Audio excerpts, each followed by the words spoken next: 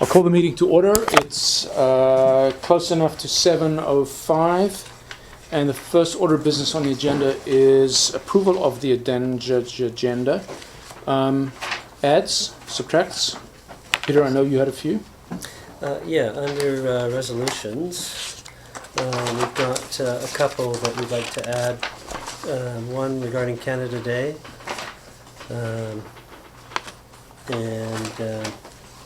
have those all been distributed around the table? Yeah. Mm-hmm. Okay. And the other one, the other resolution is regarding the annual report. Okay, so that's A and B, Canada Day and annual report. Mm-hmm.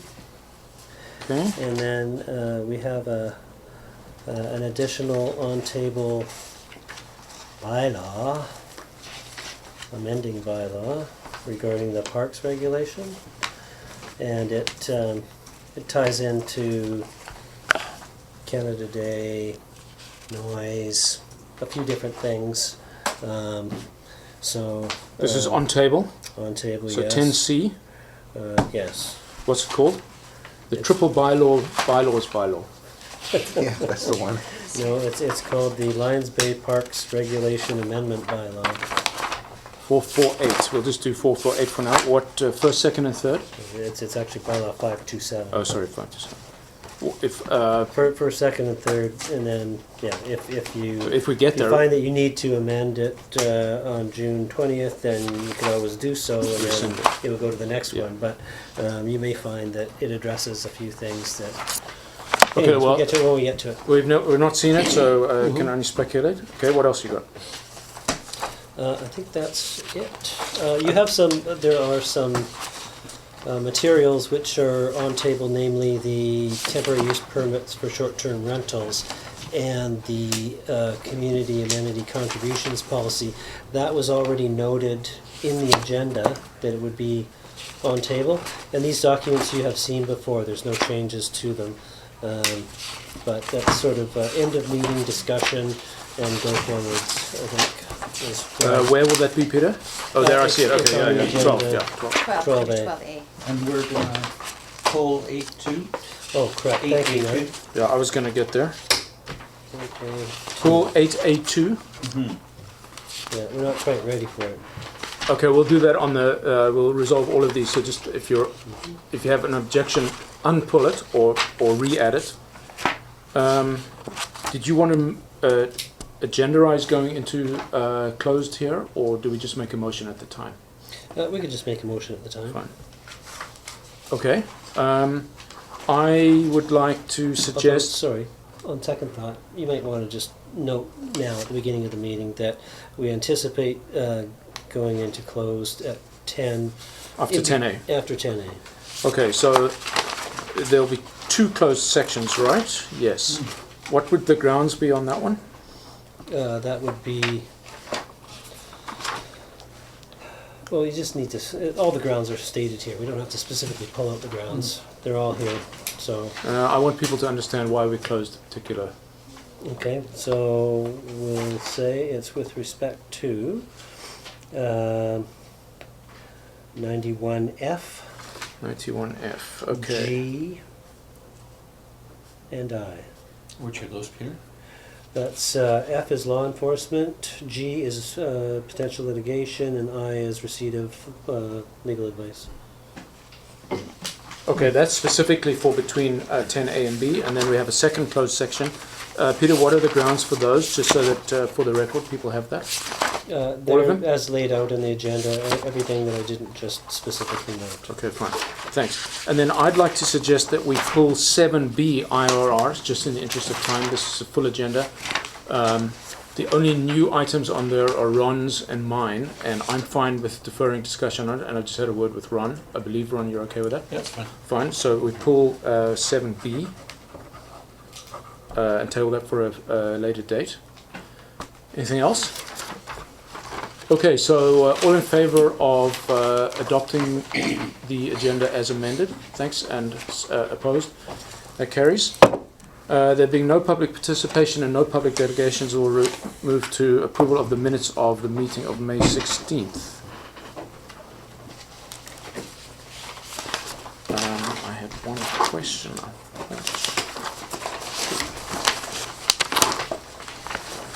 No, that's matters arising. Anybody? Can I have a motion? Thanks, and a second on that? Any discussion? All in favor? Oh, sorry, Ron, I beg your pardon. Peter, just on this, I'm referencing pages 6 and 7, where these are the ones in the blocked category, and I'm looking at number 10 and number 16, where they're in progress. Mm-hmm. So would they go to the master one next time? They are both on the agenda this time. Yeah, Oh, they'll, they're down. they'll be carried Thank over. you. I apologize. Yeah, they get Thank you. carried until they get killed. Maybe I shouldn't Apologies. use that term. Okay, so no objections, no adds, subtracts. Okay, there's seconded motion on the table. All in favour? And opposed? That carries. And business arising. If I may bring one issue up. It is arising from 12B, and that is the resolution that council made to award the water storage facility contract to AECOM and execute the contract. Have we executed that contract and I haven't remembered it, or is it still coming? No, it's still coming. That's 2 weeks of lost work. No, they're starting. They've had 2 site Yeah. visits already. Yeah, They were we're, up there It was we're, an today. just, unsigned contract. we're Yeah. down to the short strokes. Fine, okay. So everybody's good with that. Okay, fine. Because my spies report to me that 9 people were up there the other day. Yeah, Yeah? Yeah. yeah. So we're moving. Yeah. The mayor said yes. Okay, so that was just a matter arising. Anybody else? So we'll move on to unfinished business. Let's whip through these. Parking plan I can speak to. That's underway. As you know, the RFP has been let to get some sort of, what do you want to call them? Siting proposals? No. Conceptual proposals for pay parking to see. Parking meter companies are been invited to make proposals As a result of for- site visit on last Friday, right? for a trial. Well, as a result of an RFP Yeah. that was issued, inviting them to do so, and inviting them specifically to offer up a free trial period over the course of this summer to see if pay parking is something that will work for us in the long term. With no commitment to go forward, but if we do go forward, then the successful proponent would presumably be the party with which we would enter into a contract. Okay, good. And as Peter has assured me, that that effort only informs the future parking plan, which is the document that council will approve any future spending on it. In fact, there's a resolution later in the meeting to ensure that council meets its expectations there. Number 3, Ron, you want to speak to that? I think last time Peter had contacted the Pulling Together, they accepted cash. So I think we're basically, unless administration says something, can stand down for the next couple of weeks. It dawned on me, given that your closeness with the reporting media, Mayor Burr, that if we were trying to create some positive buzz, maybe you could reach out to them. I'm not sure where that fits with. I did mention it to them. I mentioned several items to them and said future stories should be on the following topics. Good. Perfect, then we're done on They this did one. take photographs of all of those as well, including of the small beach at Kelvin Grove. And we've cut the check, and Oh, we they've, cut the and check. they've acknowledged receipt of it. Good. Are we going to be expected to provide any pop-up tents, tables, water barrels, hoses? Water. Peter, yes, water, they were doing the washrooms. Yeah, they were always going to do the We're always washrooms. going to do the washrooms. I think we should probably clarify Do the we water, clarify? because we were going to do water, and then the question is whether they would pull together liquid refreshments as part of the pulling together the food side of it. But I'll touch base with them, and Garbage removal too, maybe. Bags, extra cans. yeah, Yeah. there'll be a CSR for that. Yeah, I seem to recall that Ron, was it? Tuttle or? The big guy? Yeah. Said that they would provide and take care It of was my garbage. understanding, yes. Can we Yeah. finalize So We that? need to, we need to check with them. Yeah, Yeah. he did say that to me. Yeah. That they're gonna have their own garbage cans, and Yeah. they'll dispose of them, except for our bins, obviously, which will be full. Yeah, But they're gonna bring in additional bins and remove. and porta potties, so, Yeah. Do you have a checklist for us? you know, what's on their side of the line and what's on ours, if Yeah, anything. no, we don't, we need to get that. We need to get some sort of indication if there is anything that Public Works needs. Yeah, it may be nothing, but Yeah. let's know that. Yeah. I thought you were gonna do that. So are we keeping this item on? Yeah, I'd say Yeah. so. And the next one, Canada Day celebration, anything to report? We're covered later. Okay. Peter, anything with the First Nations Stakeholder Advisory Committee report? Nothing to report yet. The main thing here is, if there are any notice of interest in Lions Bay, there may be a timing issue to it, if there are. I suspect there aren't, but I'd like to know that. Mhm. I haven't done number 16. If apologies are necessary, I apologize. 17, Peter? I did meet with Louis and we had some discussions, but nothing much. I don't think anybody's expecting any use agreement or In anything. any event, I have met with Mr. Peterson, so Okay, I think we can take 17 off I then. think we can take it off. Got that, Shauna? And I think the same for 18, right? Nye, I know you responded to Mr. Wary. Yes. Yeah, Yeah. I don't see 18. We've got defective minutes agenda. Page 2. Oh, I'm on the wrong page. Never mind. Yes. You're on another agenda. Yes, that happens. Mr. Weary the best of was, us. was responded to, yes. Okay, 18 can come off as well, Shauna.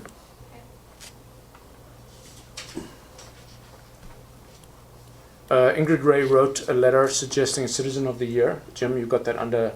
I've got it under advisement right now. I haven't done, other than as of our meeting last time, I spoke to Ian Mackey. Okay, so that's fine. Good.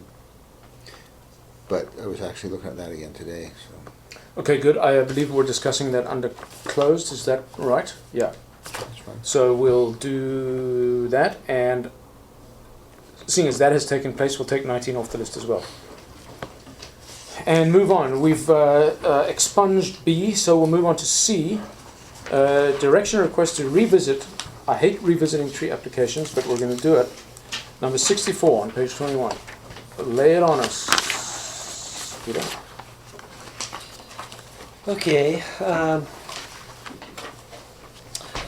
so this is the case of the two trees that just didn't want to cooperate with everyone's wishes. The problem is that nobody's super happy with the result, particularly the original applicants, the Bradburys. There's a question as to whether the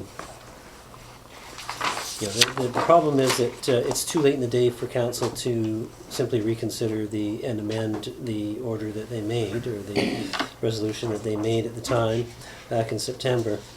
So the options to deal with this matter, given that, upon a reapplication, tree committee is probably going to say the same thing. Public Works is going to say the same thing with respect to topping, and presumably the neighbor who objects will likely say the same thing. So the idea is to provide, one of the options is to provide an expedited process. So the option number 2 that you see on page 22 suggests how that could be accomplished. Option 3 and 4 and 5 are alternate options that could be required by council, which would be, sending staff or the applicant off to hire an arborist to examine the health of the trees and so forth.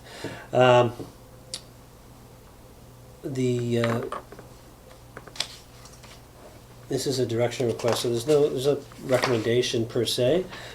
These options are laid out as alternate means of producing the desired result. The desired result has been identified as an efficient but procedurally fair approach to dealing with the request by the Bradburys that council revisit its decision to cut and remove the 2 trees that they would like to see retopped.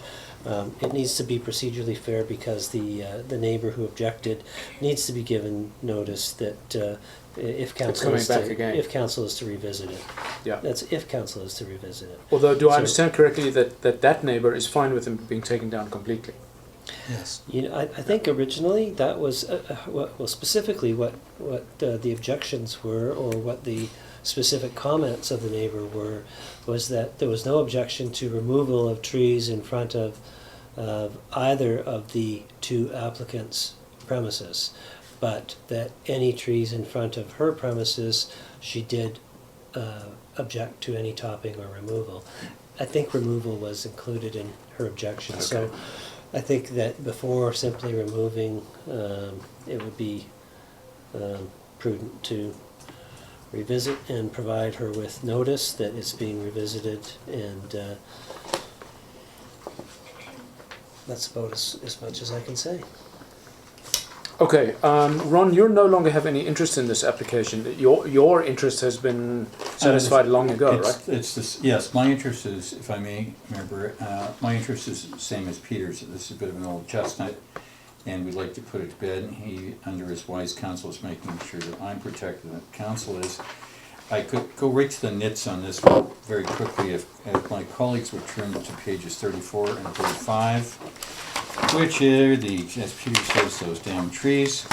I will go to the second one first, page 35. So the person who opposes this, you'll observe right where the power pole is, their trees are nicely cut down right to the bottom wire, which enhances their views to a perfect 10 out of 10. And this was done courtesy of BC Hydro, who went along the line. So if you go from the power pole on page 35, casting along to the page above, to the blue house, and then above the no parking sign, these are the items that are in question here. So Hydro chose not to continue to tear down. And so the Bradburys, whose deck is right about in the dead of that thicket up at the top, would like to have the same view that their neighbor does. And when I put forward their half of the application, I had known that Hydro had done this manicure job gratis to the community and didn't think much of it, that in fact the work was done. So I misled council. We should have addressed this issue at that time. It was only some months afterwards that in fact the Bradburys would like to take this down from what is about the middle bunch of wires, somewhat lower, but there we go. So I would be prepared to recommend option number 2, which I think is the fairest and most expedient method to do this, but it would be a waste of everybody's time unless, as Mayor Burr says, there's some nods in interest in this, or the matter is dead as it sits. Yeah. I might add that if council decides not to revisit this, then the current resolution would still be effective. And the current resolution provided for cut and remove these 2 trees as well as the other 2 that have they already been cut, the other 2? No. Okay, so. But there that would was be against the four neighbors. trees. The neighbors' That was design. council's resolution back in September. Based on a recommendation by the tree committee. But if I read this correctly, the tree committee's recommendation, if we reopen this completely, the recommendation would not change. I think The tree committee would not change, Public Works would likely not change, neither would the 2 neighbors. I can assure you that the neighborhood around would not change either. Yeah. So, But so the neighbor who objects to the trees being removed or topped would not get their wishes. no. But these are public trees. Okay. Everybody on board with that? I think, do we all understand? Okay. So, So then I would make the. if you want to make a motion, Make the motion, which should go along the lines of council request staff, and then continuing on from, instead of struck, staff, and then proceed with the rest of that, and there's the resolution. okay, so that would be option number 2 on page 22 of the agenda. Would anybody care to second that motion? Thanks, I see a second. Any further discussion? Okay, call the Thank question. All in favor? Opposed? That carries. gives you what you need to proceed. I mean, you've got enough to go on now. Yeah. There is, I can tell, Your Worship and my colleagues, there is one tree committee thing that's out there for the next meeting on the 20th, and we're done with everything.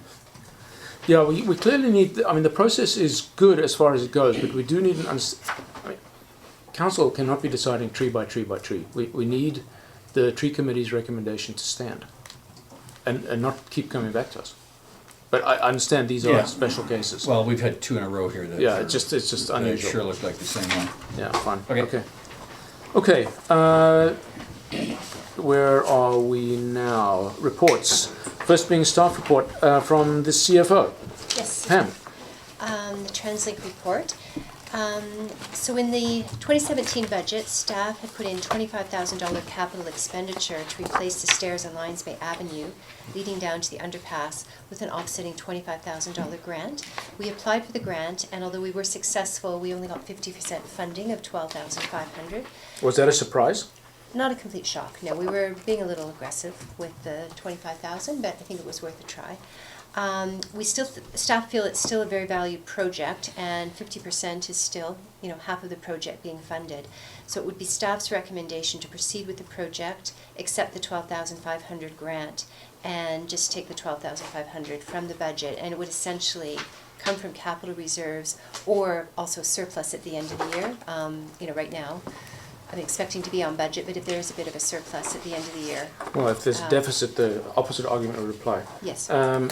What would be the impact on reserves? Would be a reduction of 0.1%. 12,500 at the most. Yeah, what is the reserve right now? This is Capital reserves are 790,000, Yeah. but then we have accumulated surplus of over $1 million. Which hasn't gone into the reserve yet. Well, it doesn't go into reserve. There's restricted reserves and there's accumulated surplus, which is like an unrestricted reserve. Yeah. We can use it for No, whatever so we I'm want. talking, Yeah. this would come out of which of those reserves? Would come out of unrestricted, probably. Okay, and so it's less than 0.1% Mhm. impact. Yes. Okay. And it's a project we do need to do, and 50% funding is better than nothing. Yeah, nothing's so- changed on the Yeah. on the need for the project. Yeah. We're only talking about how to pay for it now. Yes, exactly. When will this happen? The intent is to issue all of these similar works. So the Lions Bay stairs, the bus shelter, the beach or bus stop, beach park stairs, and the Kelvin Grove. Which bus stop? The stairs in This one, down to Oh, I this see. the Okay, CFO's sorry. report. Yeah. So those stairs, Kelvin Grove Beach Park and Lions Bay Beach Park, Mhm. would all be done together as one tender. Okay, so late August is what I read your report to say, Yeah. which means that the project will get done late in the budget year, even though we've known about it for a very long time. Well, yeah, I mean, obviously we're not going to be ripping up the beach in August. No, we could revisit the timing of that for sure. The stairs the stairs in question could be done first, with the other two delayed. Yeah, because those we want done before school starts again, Mm-hmm. September 5th. We did have to wait to find out if we're getting the grant or not. Yeah, as you know, I was very reluctant to use this one-time grant for some concrete stairs, acknowledging the need for them. I'm not sure that it's a one-time grant. Yeah. The TRIP program is an annual I'm program. going to hold you to that, buddy. And municipalities apply annually for it. Yes. The only thing that I would add to that is that this is a safety issue, a public safety issue. Oh, there's no argument that Yeah, we need the and stairs it's just, fixed. it's something that it needs to be up here Mhm. and not down here. I think that's right, actually. I would prefer to see it start, school ends on the 29th of June. Yeah, Mhm. that's right. Not to say that people don't use it. In fact, you probably find kids going down there more now because they're walking down to the beach. So there's probably no particularly good time for it. No, the trip hazard or the safety issue is the breaking and the crumbling of the concrete. Yeah. Yeah. That creates a gravel-like substance that's a trip hazard, and we're continuously brooming that off Yeah. on a regular basis. So what are we going to do to provide temporary walkway while this work's going on? Which will take at least 10 days, right? Yeah, I'm not sure what we're gonna do. You're going to have to probably move those barriers, so you're going to have to think that through because Mhm. people are going to be walking, especially little kids or medium-sized kids, to the beach. As soon as school finishes. There's no good time here.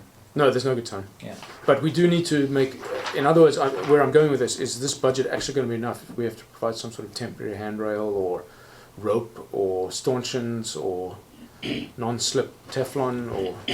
I'm not sure, I would need to include that in, or incorporate that into an RFP, so Just, we'd yeah, have to wait and see what that. yeah, just scope that out because Mhm. we're doing this for safety reasons. Let's be safe.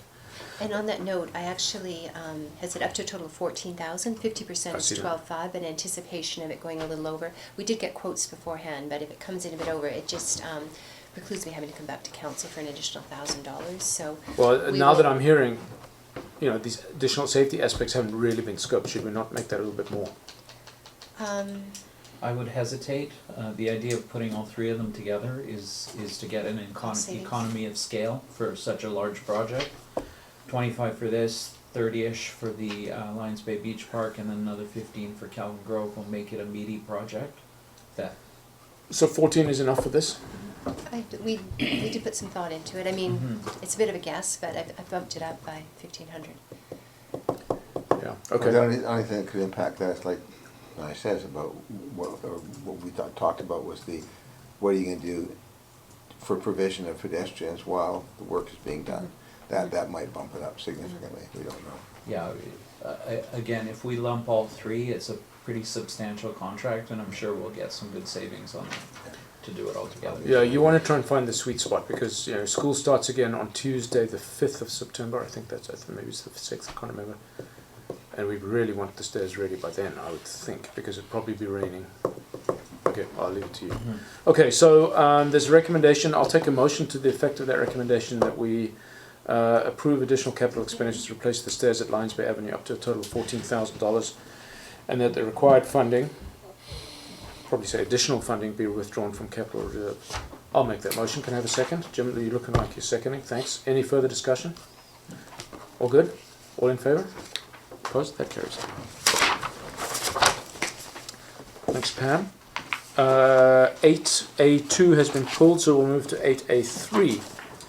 Nye, this looks like your handiwork. Yeah, so it's fairly straightforward to the point report. We know that the Wi-Fi access in Broughton Hall is weak. Signal strength is poor. To improve that, we are proposing to install a Cat5 cable from the server room here into the hall and put in a wireless access point. The quote that we've received so far is $2,000 from our internet service provider.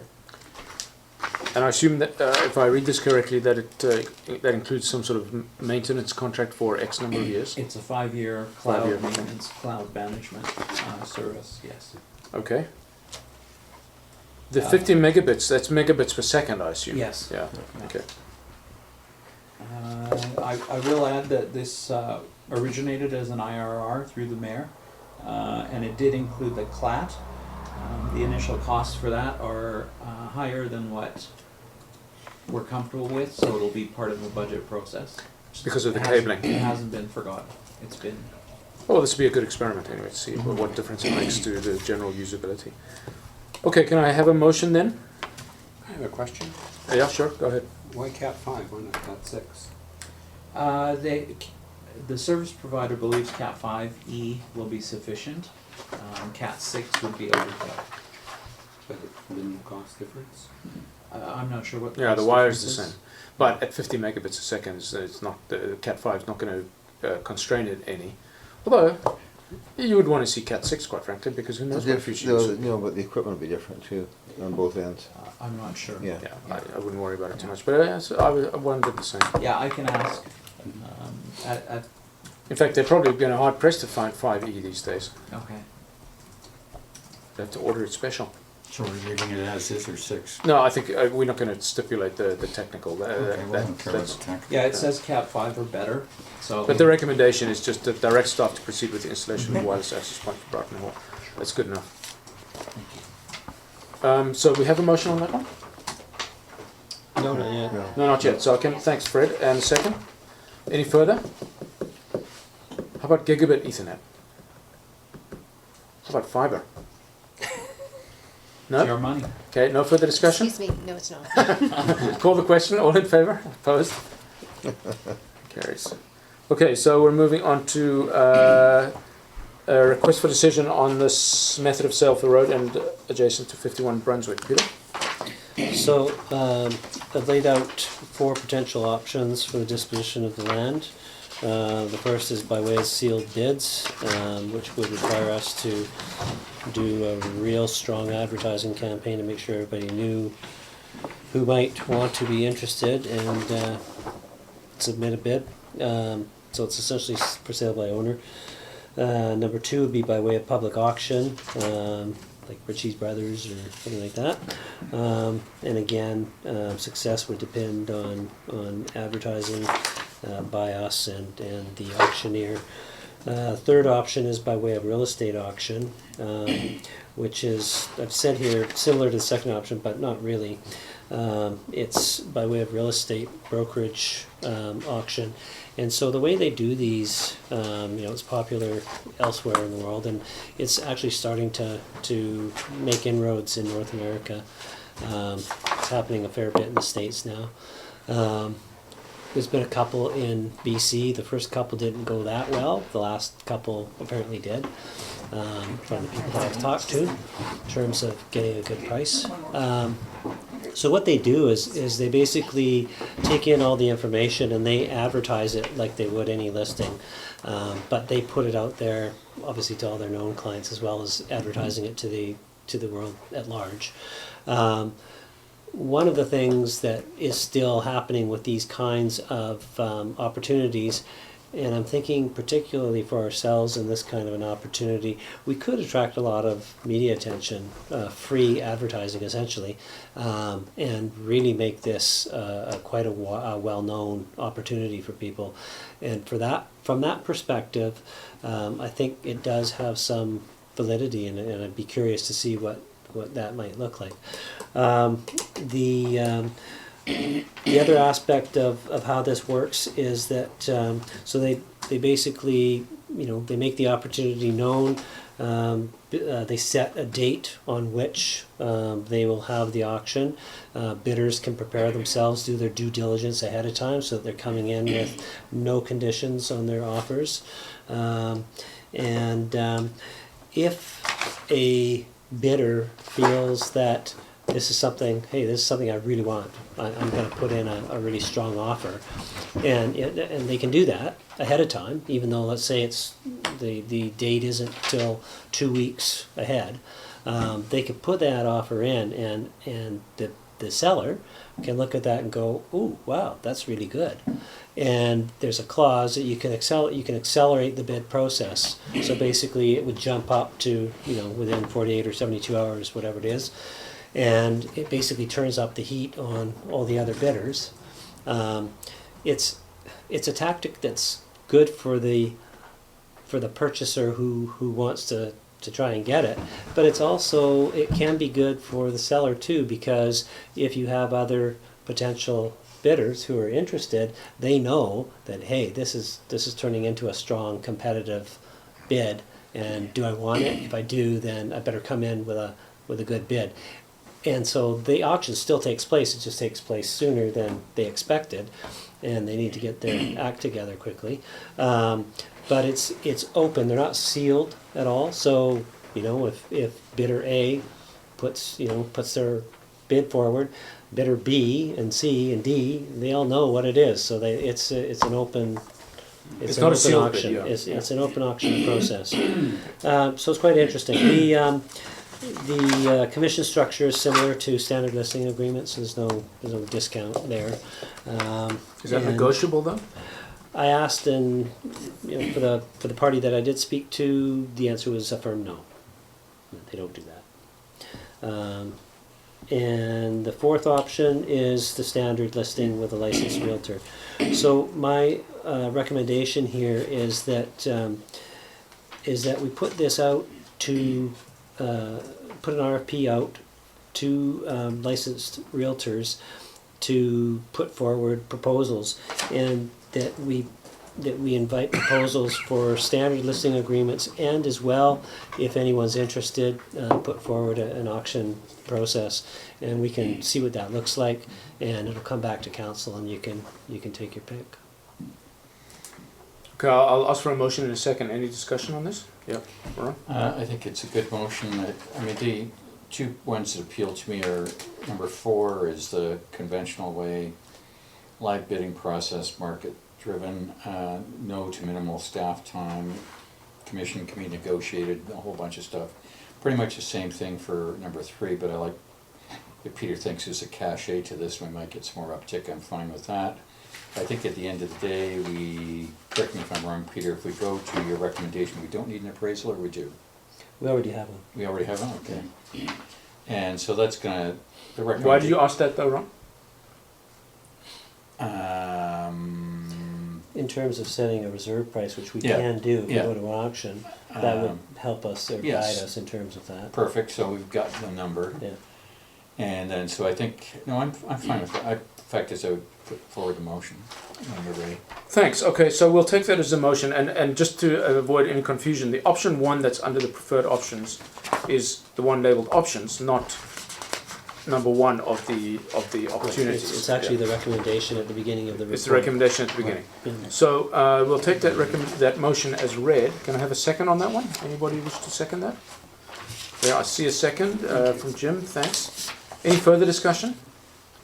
A question, talking about the auction process with safeguards in brackets, is safeguards essentially your, what do you call it, you just mentioned it? The reserve price. Yeah. Is there any other safeguards in it?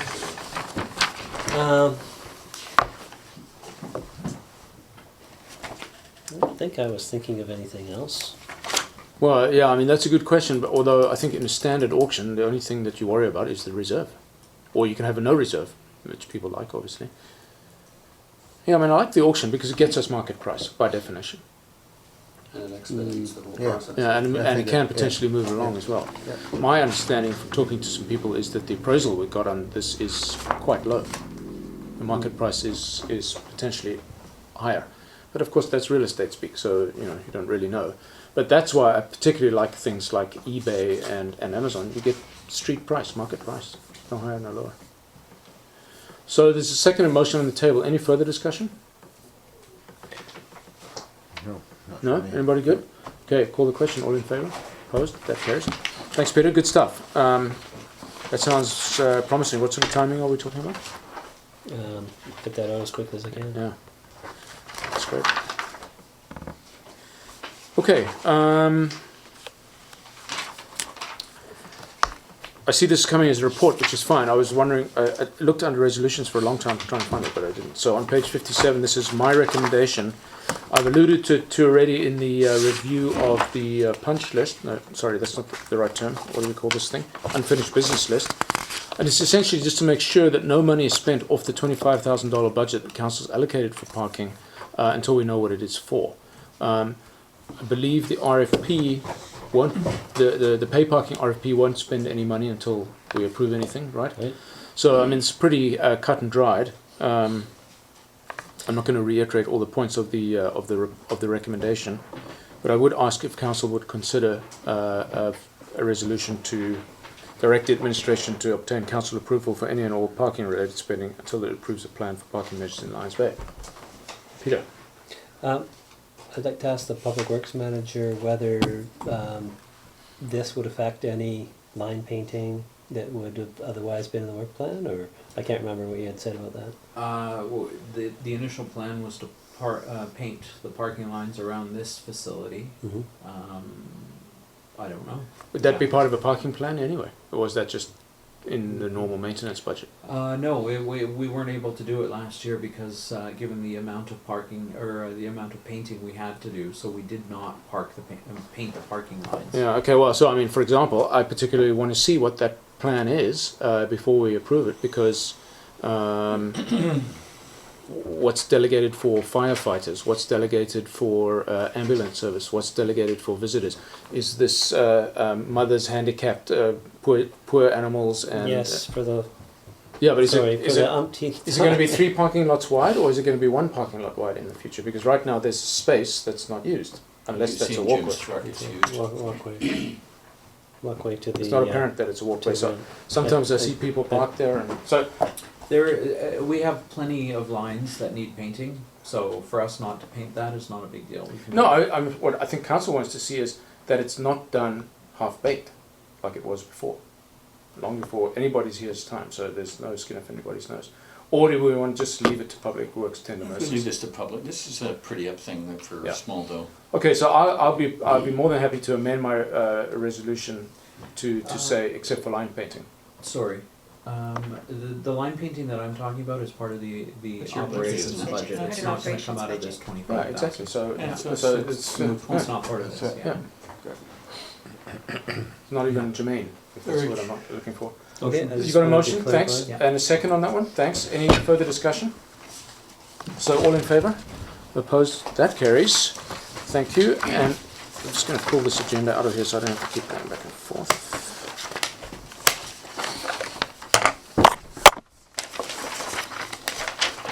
And we'll move on to council reports. Ron, you're up.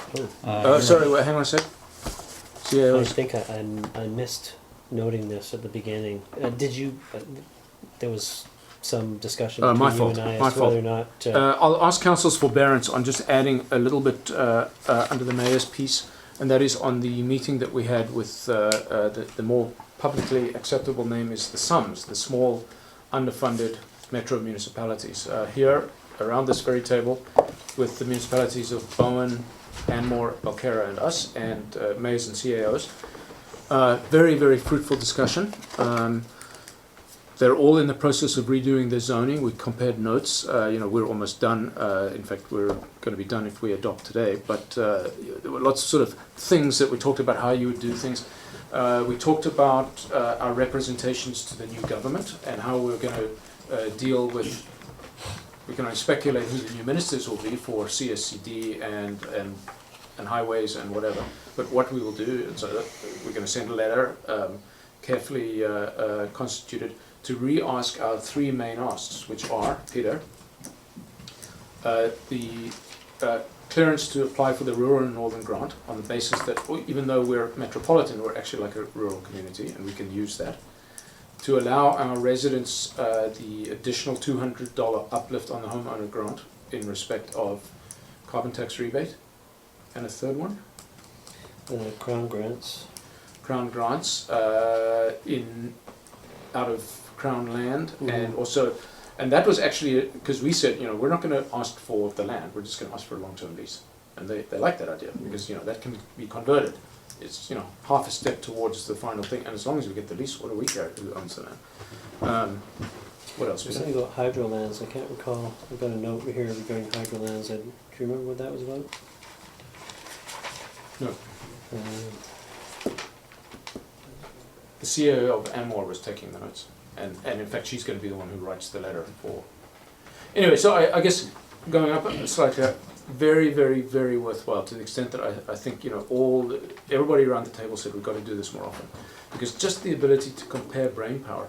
For example, we mentioned the fact that we've got this issue up on mountain of potential speeders, but we don't really know. But when you get one complaint in a place the size of Lions Bay, that may be significant depending on who it is.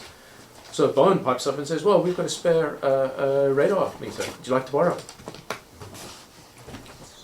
I said, "That's great. How much was it?" "Oh, it's cheap. $7,000." So I can see that, you said hydrolands is what you're talking about? Yeah. Yeah, I can see that in Anmore and places like that where they've got huge tracts of land designated for transmission lines and things Right. like that. That's probably what that is about. I think it was more an issue for them, not so much No, for that us. wouldn't be for us. no. Although we have corridors, some of which have lines in them today and some of which don't. Yeah. Yeah, I think they brought it up because that's why I think I've got a hydrolands question mark. I was waiting to find out. Anyway, not to belabor the point. Very worthwhile. How far out of step are you with the balance of your other mayor colleagues In terms of going rogue? in terms of asking for the Hopefully you have stuff. having them pay us the gas tax instead of to our 95% going straight to TransLink, we talked around that, and we thought the benefit is probably outweighed by the disadvantage of rocking the boat at TransLink right now in terms of our own transit service. We're asking for a lot of new stuff with TransLink. I probably should report that as well, because that just transpired at the last Mayor's Council meeting. They are, in fact, now working on innovative models using Lions Bay as a guinea pig for on-demand service delivery out of peak hours. So it'll be coinciding with the advent of Uber and Lyft, and it will be some sort of subset of Uber that will gather up customers at their driveways and deliver them to a bus somewhere. In a van, as a subset of Uber using that technology, or as Uber itself, we don't know, but they're working on it. That's not something you want to mess with. You know, I think TransLink is a very different organization than it has been before. Now, the gas tax that we're right now contributing to TransLink is very hard to calculate, because there's a flat amount. There's $50,000 that we get regardless. Then there's an uplift based on population, right, Pam? I think that's how it's calculated. So our gas tax is 53 this year, but that doesn't represent anything. That's not 5% of our gas tax, because we give 95% of our allowance to TransLink. That's part of the deal that was agreed with UBCM. So we've left it right now is that the Sons will not be asking Mayor's Council to accede to us taking our share of the gas tax, because believe me, we can use it better than TransLink can, but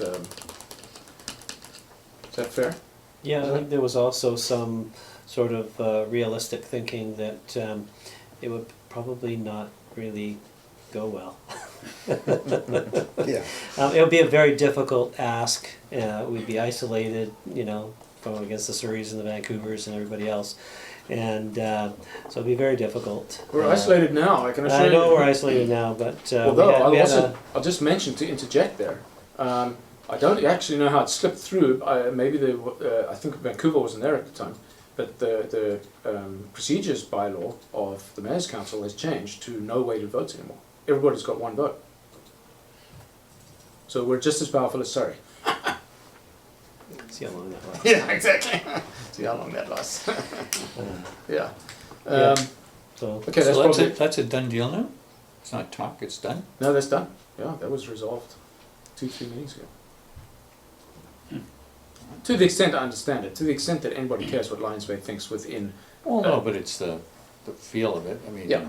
it's- Mayor's it's- Council to us is entree to TransLink, and they are bending over backwards to help us. Witness the grant, witness the concessions they're making, witness. I think we will do better, as Peter says, with TransLink on side rather than trying to squeeze out what could potentially be. I mean, just to put a number on what the gas tax that we give up is, could be as much as $3.50. So it's not insignificant, and so we will want to revisit that. I believe we left it that somebody was going to calculate or determine from UBCM what it was, or did we not go that far? I think we determined that we should just leave it alone. Just keep it quiet for now. Yeah. Yeah, just leave it for now. Not keep it quiet. Just, no. Okay, so I think that's probably as good a summary as we need to give. Okay, thanks for reminding, Peter, and thanks for your forbearance. Okay, so let's move on to Ron. You've got numerous items here. Yes, I had kind of a burr moment there and I shut my What is it, the 17th of May? Damn, is it the 1st of June too? Ooh, that's scary. Okay, I'll be quick on this stuff. There's a bunch of stuff. Thank you, Peter and Shauna, for putting it all on here. I kept it short. So the background for the first one is new business planning session, and this is for my colleagues. Quick background. It's been some time since we had the last one. We've accomplished much of what I see over my shoulder here.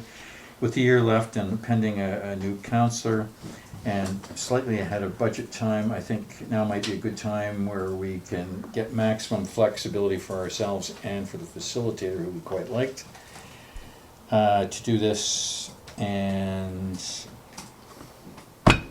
So you have in mind a one-day mid-course correction session? mid-course correction, last gasp, you're on third base. What are you trying to get to by the time you get home? Yeah, with the new councillor. Yep. So that, Peter would tell me that will be in, That'll be after October 21st. so November would be. Mid-November-ish. Mid-November, after the 11th. I guess. Okay, what do we think about this? Not a bad idea. I get back November the 10th from Australia, so. Okay, after Okay, so that. sort of 2/3 of the way into November would work. Yeah, I like it. I think the opportunity to sit down and talk only about strategy, resulted in what we have now. That's actually turned out to be, this a vital roadmap to everybody. I'm game.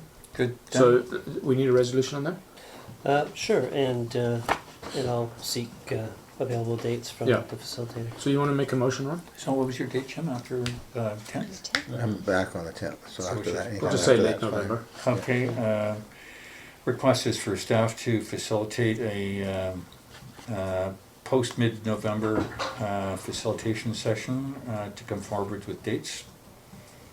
Okay, thanks, that's good enough. You Good enough? can take it from there, Sean? Make a Yeah, motion out of that? Staff facilitate a post-mid-November facilitation. How about Strategy, yeah, strategic planning Session. session? or mid-course correction session. Let's say planning's good enough. Yeah. Planning's good enough. Strategic planning. Thank you. Strategic planning One day. session, and to come forward with dates. Yeah. Okay, so it's gone. Okay, second on that, please. Thanks. Any further? All in favor? Opposed? That carries. Good. Number 2. How do we budget that? It comes out of council budget, right? We've got some Comes out of wiggle room there. council. Yeah, lots of Not them. much, but we Yeah. can absorb it. Had a spare counselor sheet for a while, so. Okay, Good let's there. move on. Number 2, we'll generically call this food trucks. And I think the representative, her email is below. She's talking about food trucks and a variety of facilities and some selected dates. I mulled on this, and I did speak with her and confirmed today that, in fact, my view to enhance hers, that in fact it's any food vendor approved by the events committee. And I'm thinking, since I was in the West End for 2 months, you can see row upon row of barbecued hot dogs, hamburgers, people selling water, chestnuts, blah, blah, blah, blah, blah. So who's to say a food truck wants to come and another vendor can't? So the idea would be any food vendor approved by the events committee. Their request again is that they want the front entrance in front of the former post, now where the chain is. All open dates, it doesn't have to be weekends or these 3 days that they're there. And the best efforts basis, it would be garbage removal by the vendor. But they mentioned that depending on what is being sold, there may be more stuff, and the events committee would arrange to bag the garbage and store it in the washer and spending. This is a bygone tradition. And ultimately the aim is more service and convenience to the residents for a variety of things. Does this need a resolution? Yeah, it's got some aspects to it that we need to discuss. Okay. Do you want to discuss them before we ask for a motion? Because it might colour the motion. Yeah. Okay, go. So I did try and get a hold of Kate. Wasn't able to talk about it a little bit. However, it was identified that there'd be some hurdles here. One of which is that our park bylaw does not allow for commercial activity. So it would have to be amended, and doesn't allow for motor vehicles in the park, doesn't allow for commercial activity. Now, in anticipation of this discussion, and so as to keep the idea alive, we'll get to it a little later, but amendments to the park bylaw, that's why they're here, in part. That's why they're here in a hurry. So basically, the amendments would provide that, exceptions would be provided for anything specifically authorized by council with respect to dates, locations, and times and such like that. The other aspect to this that I didn't have an opportunity to flesh out, but which would have to be considered is, there are a number of complicated processes that municipalities have for handling these kinds of things. Squamish has a very comprehensive policy with respect to food trucks. There's competitive processes, there's inspections, there's all kinds of things like this that we need to take into account. Other municipalities just say no, other than they'll allow them on certain occasions, special events and so forth. Whistler's more or less like that. But I did actually, just by happenstance, have a chance to talk to a food truck vendor as I was gassing up my Westphalia last weekend, and got some feedback in terms of what it's like. They all do have permitting that they have to go through from Vancouver Coastal Health, so that's their obligation to cover off those things. Commercial vehicle licensing would cover off vehicle licensing, so I'm not sure why Squamish, as I understand it, inspects vehicles, but I haven't had a chance to explore that. You know, obviously we would want to have as minimal amount of involvement as possible, but the other aspect of this is the events committee is funded by council, and we actually also provide them with insurance. And the basis of that, of doing that, is some oversight of the committee. So the problem that I see is the potential that we really kind of need to weigh as well is having some sort of a competitive process. It may be that, you know, there's only one or two people or some, you know, that may want to come out and do this, especially if it's on a Thursday night or something like that. On the other hand, there might be a lot of people that are interested, but we can't necessarily accommodate all of them. So what kind of a process would we have, or would the events committee need to have if we're going to try and keep it in their ball court? But those are some of the things that I think we need to think about. But you know, staff is prepared to do what we can to try and make this happen, or see where this may lead, and see if it's something that can work out for the benefit of everyone. Yeah, it's never easy. So just at a higher level, what do we think about this in principle? If we were to ask staff to, in principle, to go ahead as a sort of a special event basis, Fred?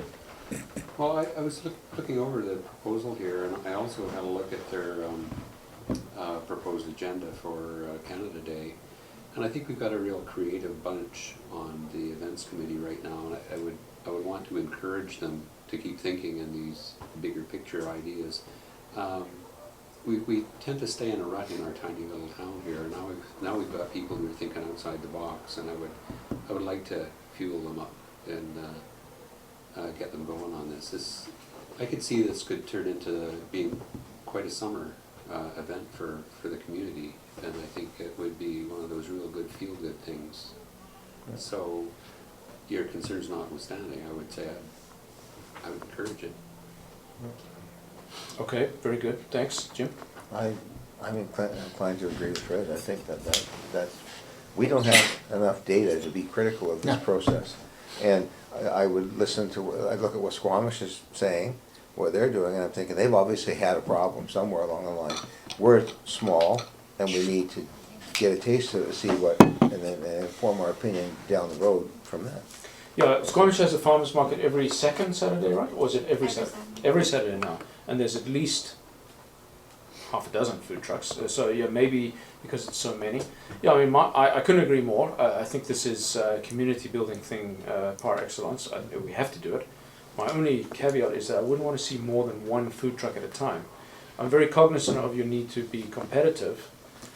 I think it's unviable to have two. In that nobody is making, and of course the food truck is making the money. Well, I think it would depend on if you're talking about doing it on a weekend or like a weeknight. Weeknight, I can't see more than one making any money. On a weekend, a crowded, busy, sunny weekend, yeah, you could potentially have more than one. But I actually see something more like, again, back to my most recent experience in the West End, where people will come up with a Ford 150 at 7 o'clock, hitch on whatever big cart it is, not the true, 4 or 6 wheel food cart, but it's bigger than a mobile barbecue, but smaller than a food truck. So, it allows for a variety of items to be sold. There's capacity for the thing and refrigeration and all the rest of that stuff. So I could actually see that if you had, vendors that were smaller without the overhead, making it work there too. I guess I understand, and I think it's good to think about a variety of different options. I guess the red flag that goes up for me is if they're real small and just hitching it on their wagon, do they even have a permit from VCH? And there's sort of an oversight responsibility Yeah. that I think we have to be cognizant I'd of. be very concerned about turning into a third world bazaar. I mean, I don't want everybody coming who thinks they can sell a hot dog. I think it needs to be left up to the people, the good taste of the events committee to select a vendor. My only concern is around this purchasing policy thing, which Well, is valid. it needs to be a competitive process, but it also, But I they're think- not going to run that. How can they run that? no, I know, that's So that's we'd what have I'm to run getting it. at. We'd have to run that, and what I was also getting at is that we would have to ensure that people are properly licensed before we give them a permit. We'd have to be satisfied that they are licensed, yes. Yeah. But we're talking about 3 days. We can put out an RFP. Well, I thought that it was Well, potentially I'm expanding broadening it, but beyond I mean, I'm three a days. Yeah. card player here too, I'll shrink my deck here to I would get say, along here. I would say let's start with the 3 days proposed. It's a special thing. It's a summer thing. The kids come down. There's a movie involved. It's essentially a substitute for parents cooking, and then you go and get a nice food truck. I'm sure they can encourage the people they want to bid, help select, right? Mhm, sure. How about we go with this, we'll hold the 3 dates, and go with council as a view to explore this further, subject to work by the CAO in conjunction with the events committee to come forward with a bigger plan. Well, I'd amend that motion even further to say facilitate the events committee's request. Fine. Jim, sorry, you were going to say something? No, that's That's good. good? That's good for me. So you okay with that? I'm So I'll fine. make that my motion, so a second. friendly amendment, I think Yep. we have to say that. So we won't table the first motion and vote on the second? Okay. Okay, so you'll second that one, thanks. Yeah, I got So two. did you get that? That staff facilitate 3 days of food truck as special events at the beach, per their initial proposition or proposal. Here we go. Yeah? Peter, is that gonna work? You can massage it internally any way you want after that. Well, we've got to vote on the motion. When you say that staff facilitate 3 days of food truck special events, Per the events think- committee's proposal. Or, and yeah, well, I would like some recognition that there are processes that Yeah. we're going to have to, well, that's part of the facilitation. just as long as it's understood that that's what, No, that's what so by facilitate, I mean make it happen. Yeah. And if the answer is it can't happen, well, then it Yeah, can't or, happen. or not, because events committee says we can't go through the hoops, it's not worth the thing, and we do, but that's fine. The other thing that I heard, but I don't think I heard it correctly, was that there was mention about other services, and all I'm saying is this is about food trucks, and One food not truck, 3 necessarily times has been people signed. selling Canada Day flags or any of that kind of stuff. No, It's no, like, I'd be very, yeah, it's, I saw that at the Olympics in Atlanta, so there were the Olympics events, and they were great. And there was free-for-all outside the Olympics venues, That's and it was right. just plywood And booths, that's people exactly selling what it- flags, it was just, that's exactly what I'm saying. In the That we need Olympics. to be, so this is specifically about food trucks. okay. I think that's what we say. Yeah, we're Yeah, pioneering, that's we're good. pioneering here, I'm Yeah. fine with Food it. Yeah, vendors, exactly, that's okay, what it says. yeah, that's Events fine. committee, Yeah, that's good. committee may have some guy with something on the back of his Pig truck, roast. like a portable oven for pizzas, and what I'm do I just being a know? little old fashioned. So leave it with staff, there, Okay, no. done. But yeah, I mean, I would say that the events committee has more than enough skill to select from vendors according to some weighted decision matrix that has to do with price and offer and so on. Am I dreaming? Is it all price? I think quality is important. Yeah. Okay. Good. Yeah. So does facilitate cover what you need? Yeah, so as long as we understand, we're talking about facilitating all the aspects, including a competitive process and a Licensing. licensing or permitting process, not licensing, let's call it permitting. Permit. Yeah. Not licensing. Permit.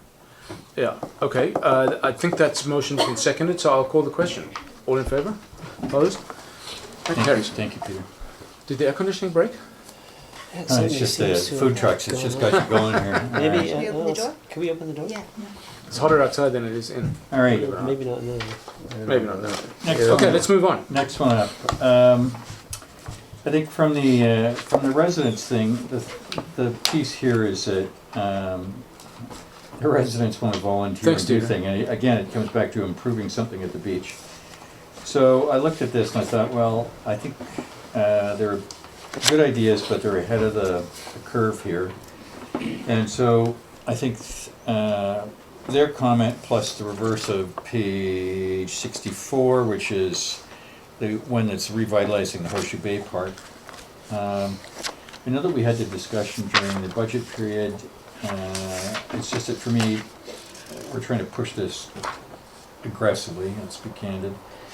And I didn't want it to fall between cracks. So really the second bullet point is, are we ready to go, review the issues, who's going to do the work, are we going to set up a committee, are all the beaches going to be part of it? So for me, I would be ready to start that discussion to get going on this. First thing is the terms of reference. Yep. Yeah, and that would be First thing is the type of committee. select, I Select. suppose, yeah. Select committee. Yeah, select committee Yeah. to come up with a strategic plan for beaches. And good luck to them. Well, the realities are what you're going to allocate for the improvements, let alone that. Then if we're given the information that you provided on the nude beaches, is this part of the deal or is this off the table, or we just close both eyes on this one? I don't know. You're if talking you're- to the choir here. If you're in Brunswick, you're affronted by closing your eyes. So my sense is that beyond our council and staff, we need to broaden the net and get some committee work on I this. think this needs community involvement for Yeah. sure, yeah, without a doubt. So Peter, your guidance on this would be pecking order Yeah, being we what? had some discussion about it.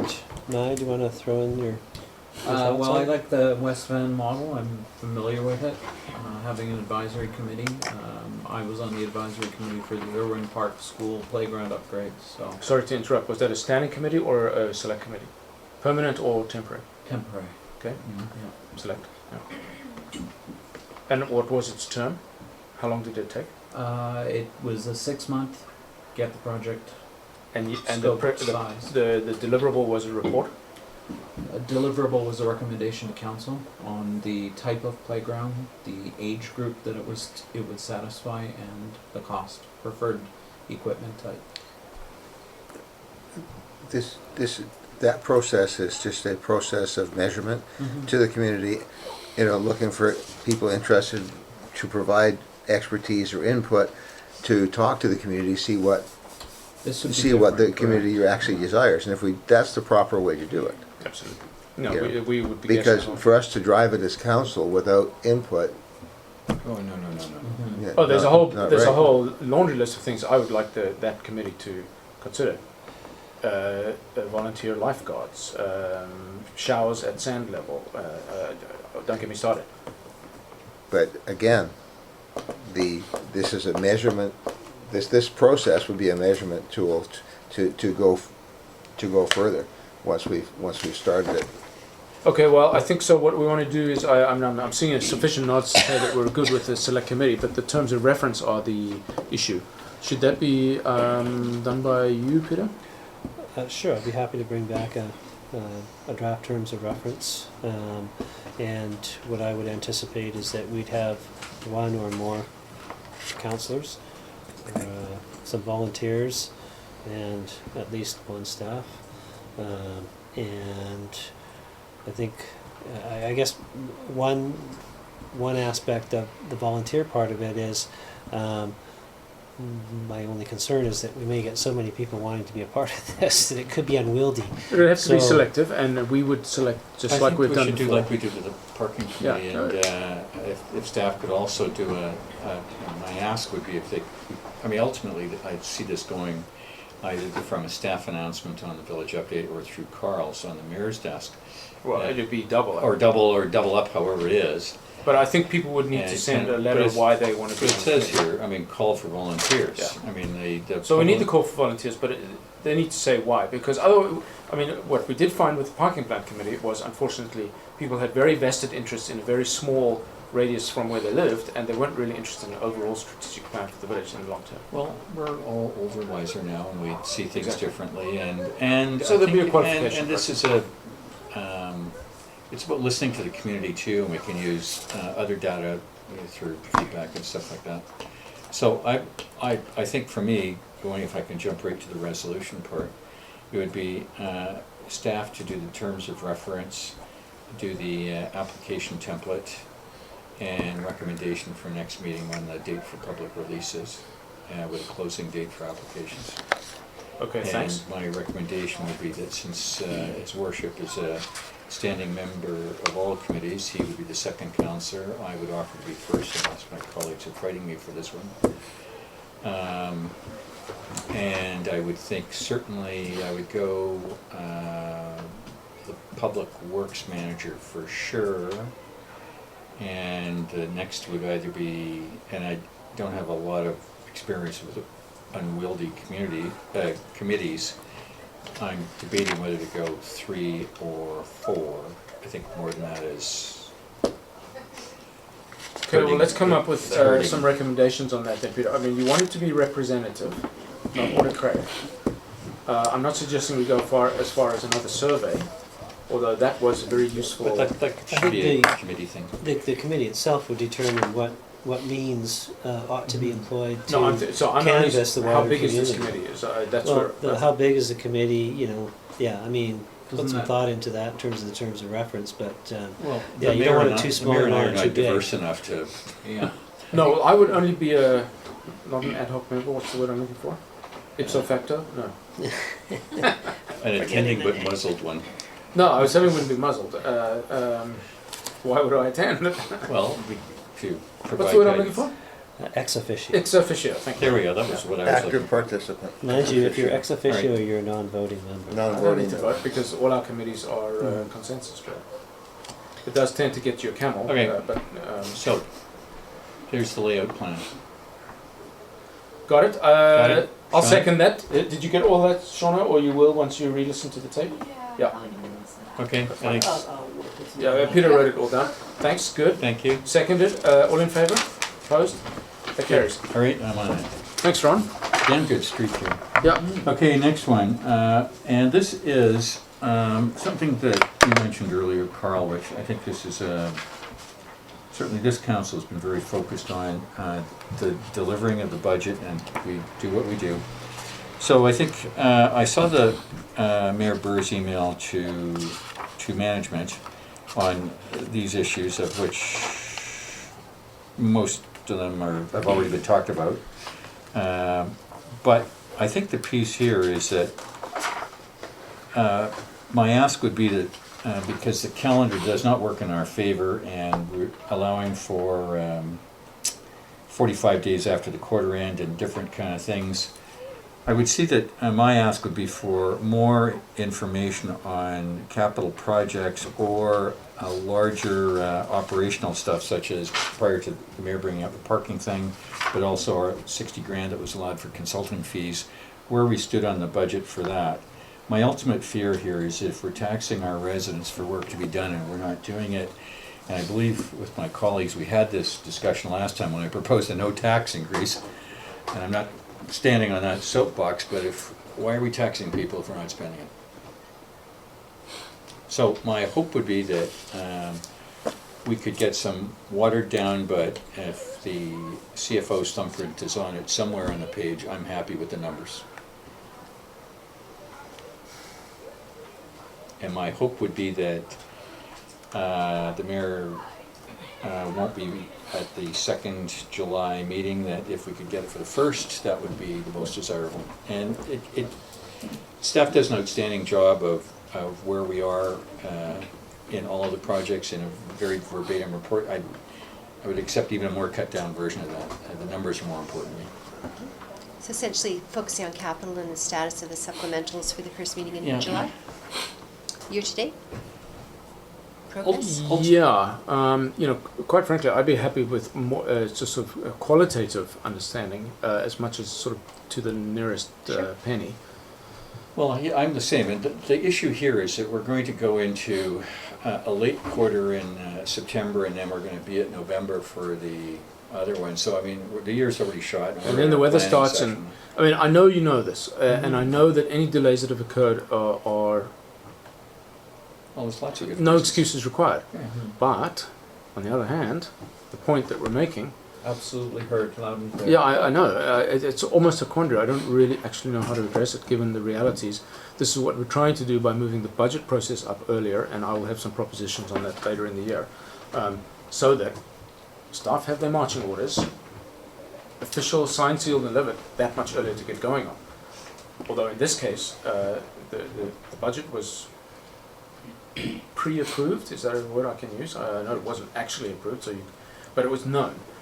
Be that all as it may, your motion, Ron, is for, And I thought I saw a nod there, so jumping in ahead, that the staff provide a concise report on CapEx and major operational issues for the first session meeting in in July. And if staff would nod, then I will, Yes. yes, that's going to work for you? I'd put that forward. Okay, then I'll ask for a second on that one. Thanks. Any further discussion? All good? Okay, thanks. All in favor? Opposed? That carries.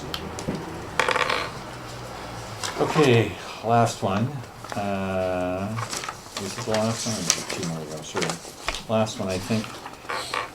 Again, this is to do with the Canada Day stuff that we passed on earlier. The substance of it is to waive the parking restrictions here in the commercial area during, if you turn to page 68, which is their itinerary. So let's say from 5 to 10 p.m. If it's a big hit, then people got to park their cars somewhere.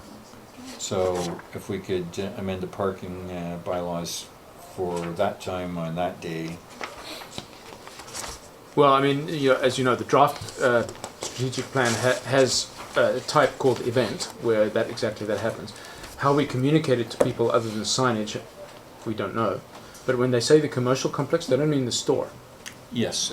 Well, we don't control that parking. No, not that parking, but the ones, well, Everywhere else. presumably if it's a monstrous success, you'll be seeing tables every 10 square feet. Well, I mean, one of the main aspects of event parking is to go angle parking along Lions Bay Avenue instead of parallel.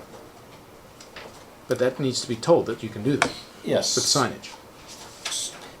So we're up here, Lions Bay if this Avenue. is held up here. And waiving of the permit required. Well, where would you have angle parking? Well, where we have for Firefighters Day every year. So we make that No, angle we're up parking. here at, they're This is proposing. proposing up here in the parking Carl, lot. page of the store. 68, page Talking 68. about the cafe. Cafe. They're gonna do it at the cafe Canada Day at the cafe, in the afternoon, but that's... late, in the evening, late afternoon. Okay, I missed that part. Yeah. That's So- between them and the cafe, surely. Yeah, but they need to park their car, the residents need to park their car somewhere, because. Everywhere else. So, Because they're gonna be live music and all the rest of that in the so parking spots. for events like this, it would be unwieldy and, dare I say, impossible to distribute efficiently and effectively event passes to everyone who needs one. Yeah. So as per previous protocol, what we've done in the past, it's a suspension of the parking Yeah. rules for events. So- And that's the way event parking should work. It's So just a it's always how it's suspension of the working. normal work So, rules. in this case, it's 5 to 10 on Canada Day. Okay, so that's really between, it's an administrative issue with the bylaw officer. And No, it's a council requirement to To- designate that this and This this is an provision in the event? parking Okay. bylaw to do Motion so. forward. Okay, so you're moving that the day in question, that's Canada Day, we designate event parking between You said noon and 5 and 10. on the day? No, we just waive the parking restrictions. Just wait parking period. No, no. So people can park in the cul-de-sac. Forget it. It's event parking. It's got to be defined. So, I don't want people handing out parking- event passes? What are we doing? No, So, what is it then? it's got to be defined what event parking You means. guys are and, so close, come on. and make what it happen. means, for example, is diagonal parking on Lions Bay Avenue. We do this for firefighters. It's here. It's here. Yes, We're here. but so I'm giving you an example. What would it mean? Because none of this is designated resident permit required. It would mean allowing parking on the other side of the road. Right here. They'd be Like all we the way do- down Like here. we do Why for, would- Like they why do always we are need to for do a hall anything? event. What do we even need to change? Because Just- certainly where we have If no there's a stopping bylaw- signs, we don't if- want people parking If there. there's a bylaw officer on, he'll ticket those cars. Why? Because it's not, you're not allowed to park there. Is there no stopping? It's no parking. Okay, well then, but there's a safety reason for that, right? You wouldn't want to waive Every that. time there's an event in the hall, that's where everybody yeah, parks. it's the same thing for Remembrance Day. Cars are all over the damn place. So our standard procedure is to suspend the parking rules that would otherwise prohibit parking across the street, for Despite example. the safety aspects. Yes. Well, nothing, Yeah. nothing that goes against the Motor Vehicle Act, or nothing that goes against the Highways Act. But when it comes to parking alongside a road with signs say clearly no parking or whatever the reason, that would be lifted for those few hours. Okay, so we haven't defined what event parking means. So the motion is to suspend all parking rules in the village. No, we'll make it Okay. Centennial Trail to the fire department, Center Road. There. Is that going to work? Space-wise? Does that work, Peter? You'd have to come all the way down Cross Creek as well. Oh, sorry. Yeah. Cross Creek. Yeah. And Probably underneath the bridge. All the way down that Lions Bay would be all the way a- down Lions Bay Avenue. Oh, I can't, that's a raving success. and all the way along All the way Bayview. along Lions Bay Avenue, Seaview Place. now we're talking. I'm not I would talking say- about. We're not I- I talking would- We're talking about. about the Pemberton Music Festival now. We're not- I would start look at that, and I would think you want to stick to the Lions Bay parking bylaw about where you can and cannot park, and not necessarily anything that hinders safety, the Highways Act or any of that kind of stuff. Okay, no stop signs, any of that kind of stuff. Then the Lions Bay bylaw, parking bylaw, yeah, that's fine. And then wherever that affects our sign, we've got our own signs on the road, and Does it mean that residents, so the permit requirements are waived? Mhm. yeah. That much, so too bad if you're a Lions Bay Avenue resident, people are going to be parking there, in theory, although nobody's going to park that far away. And really, that's the only permit parking area. Although it's not so designated yet, but we know that it will be in the event we get a plan. So what exactly is the requirement here? And let's resolve it. If I could just say, wouldn't it be simplest just to say that Lions Bay parking regulations are suspended in the vicinity of the venues? Other than fire hydrants and. Yeah. Then And Yeah. cul-de-sacs Yeah, and Yeah. driveways and Okay. all the other reasons we have parking regulations. all right. So I'm fine with that, and I think when we see the minutes, it can be reflected that you're thinking the cul-de-sacs, the fire stop signs, the fire hydrants. I'm sure we can come to some sort of understanding. How do people know they're allowed to park there? Because it says no parking. Because we're gonna But how do they know? Advertising. No, for the advertise. the people who are not on our email list. And there's lots of them. It's free food. People will come. No, this isn't free up here. Oh, it's not free. No. You won't know about it unless they read the village update. No, what? They won't know about Canada Day celebrations won't unless know they about read the this. village update. They'll know. Okay, well, I'm not going to think through every loophole. Well, I think you've done it already. So Well, I think Fred's motion is the right one. You got enough to go on there? Can I hear what you Peter, said? speak the motion, please. It was Fred who actually I was think- Fred's. If Fred Fred could said To we waive by repeat. law.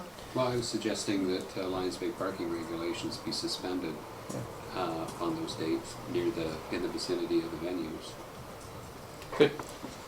now, Okay. I'd the other like to know thing, when they stop. Sorry, Jim. Where they stop. How do you know when they stop? How does the bylaw officer know where a guy parked needs to get a ticket? the only other thing you can do is what a lot of these small municipalities do, they put up signs for special event parking. Yeah. Special event parking allowed this such time, such and such a day, and it's just We- pasted over the sign. How about we do the sandwich board? Oh, there's something. Or something like Sandwich that, board. yeah. I Sandwich think that's, board. because otherwise we're Yeah, opening up a can of worms. yeah. Okay. I Sorry, certainly don't want to sandwich suspend board. all rules on the day. Like we've got announcing the council thing tonight. I mean, yeah, Well, it's something. not the big ones. But you need to think through the wording, obviously. But okay, we discussed it enough. I'm sure you can come up with something that's workable, right? Yep. On that resolution.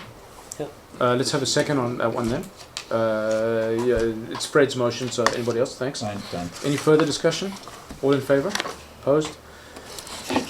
That carries. Okay, thanks, Ron. That was all good business to go through. So that's done. This is a quick one. We're not going to go through them. The minutes are presented of the, my grammar is all wrong, but you know what I mean, on page 71 of the Board of Variance. Can I have a motion to receive for information? Thanks. And a second, any discussion on this? Just, not so much on this, but in that there's been some discussion about a monster house that the neighbors all agreed was just fine previously, and I see this story has a familiar ring to it. Yes. Is everybody happy up here, now? At this address, Yes, other than the outstanding issues we'll talk about later. I haven't heard any complaints other than the outstanding issue. Okay, it's good enough for me. So this went fully to a neighbour consultation? Because I've heard this, as Ron says, we've heard this story before. And turns out the Not neighbours so. hadn't been consulted. Not aware that it went to a neighbor's. Went to neighbors, It did. Okay. affected people. Oh, we've got Susan here, so Yeah. she can tell us. Good enough for me, thanks. And we have neighbors here and In attendance. in attendance at the meeting. Plans were presented, Yeah, sketches. yeah. And so there's a definition in the Board of Variance regulations, and I think in some of our bylaws, what affected neighbours are, right, Peter? Yes.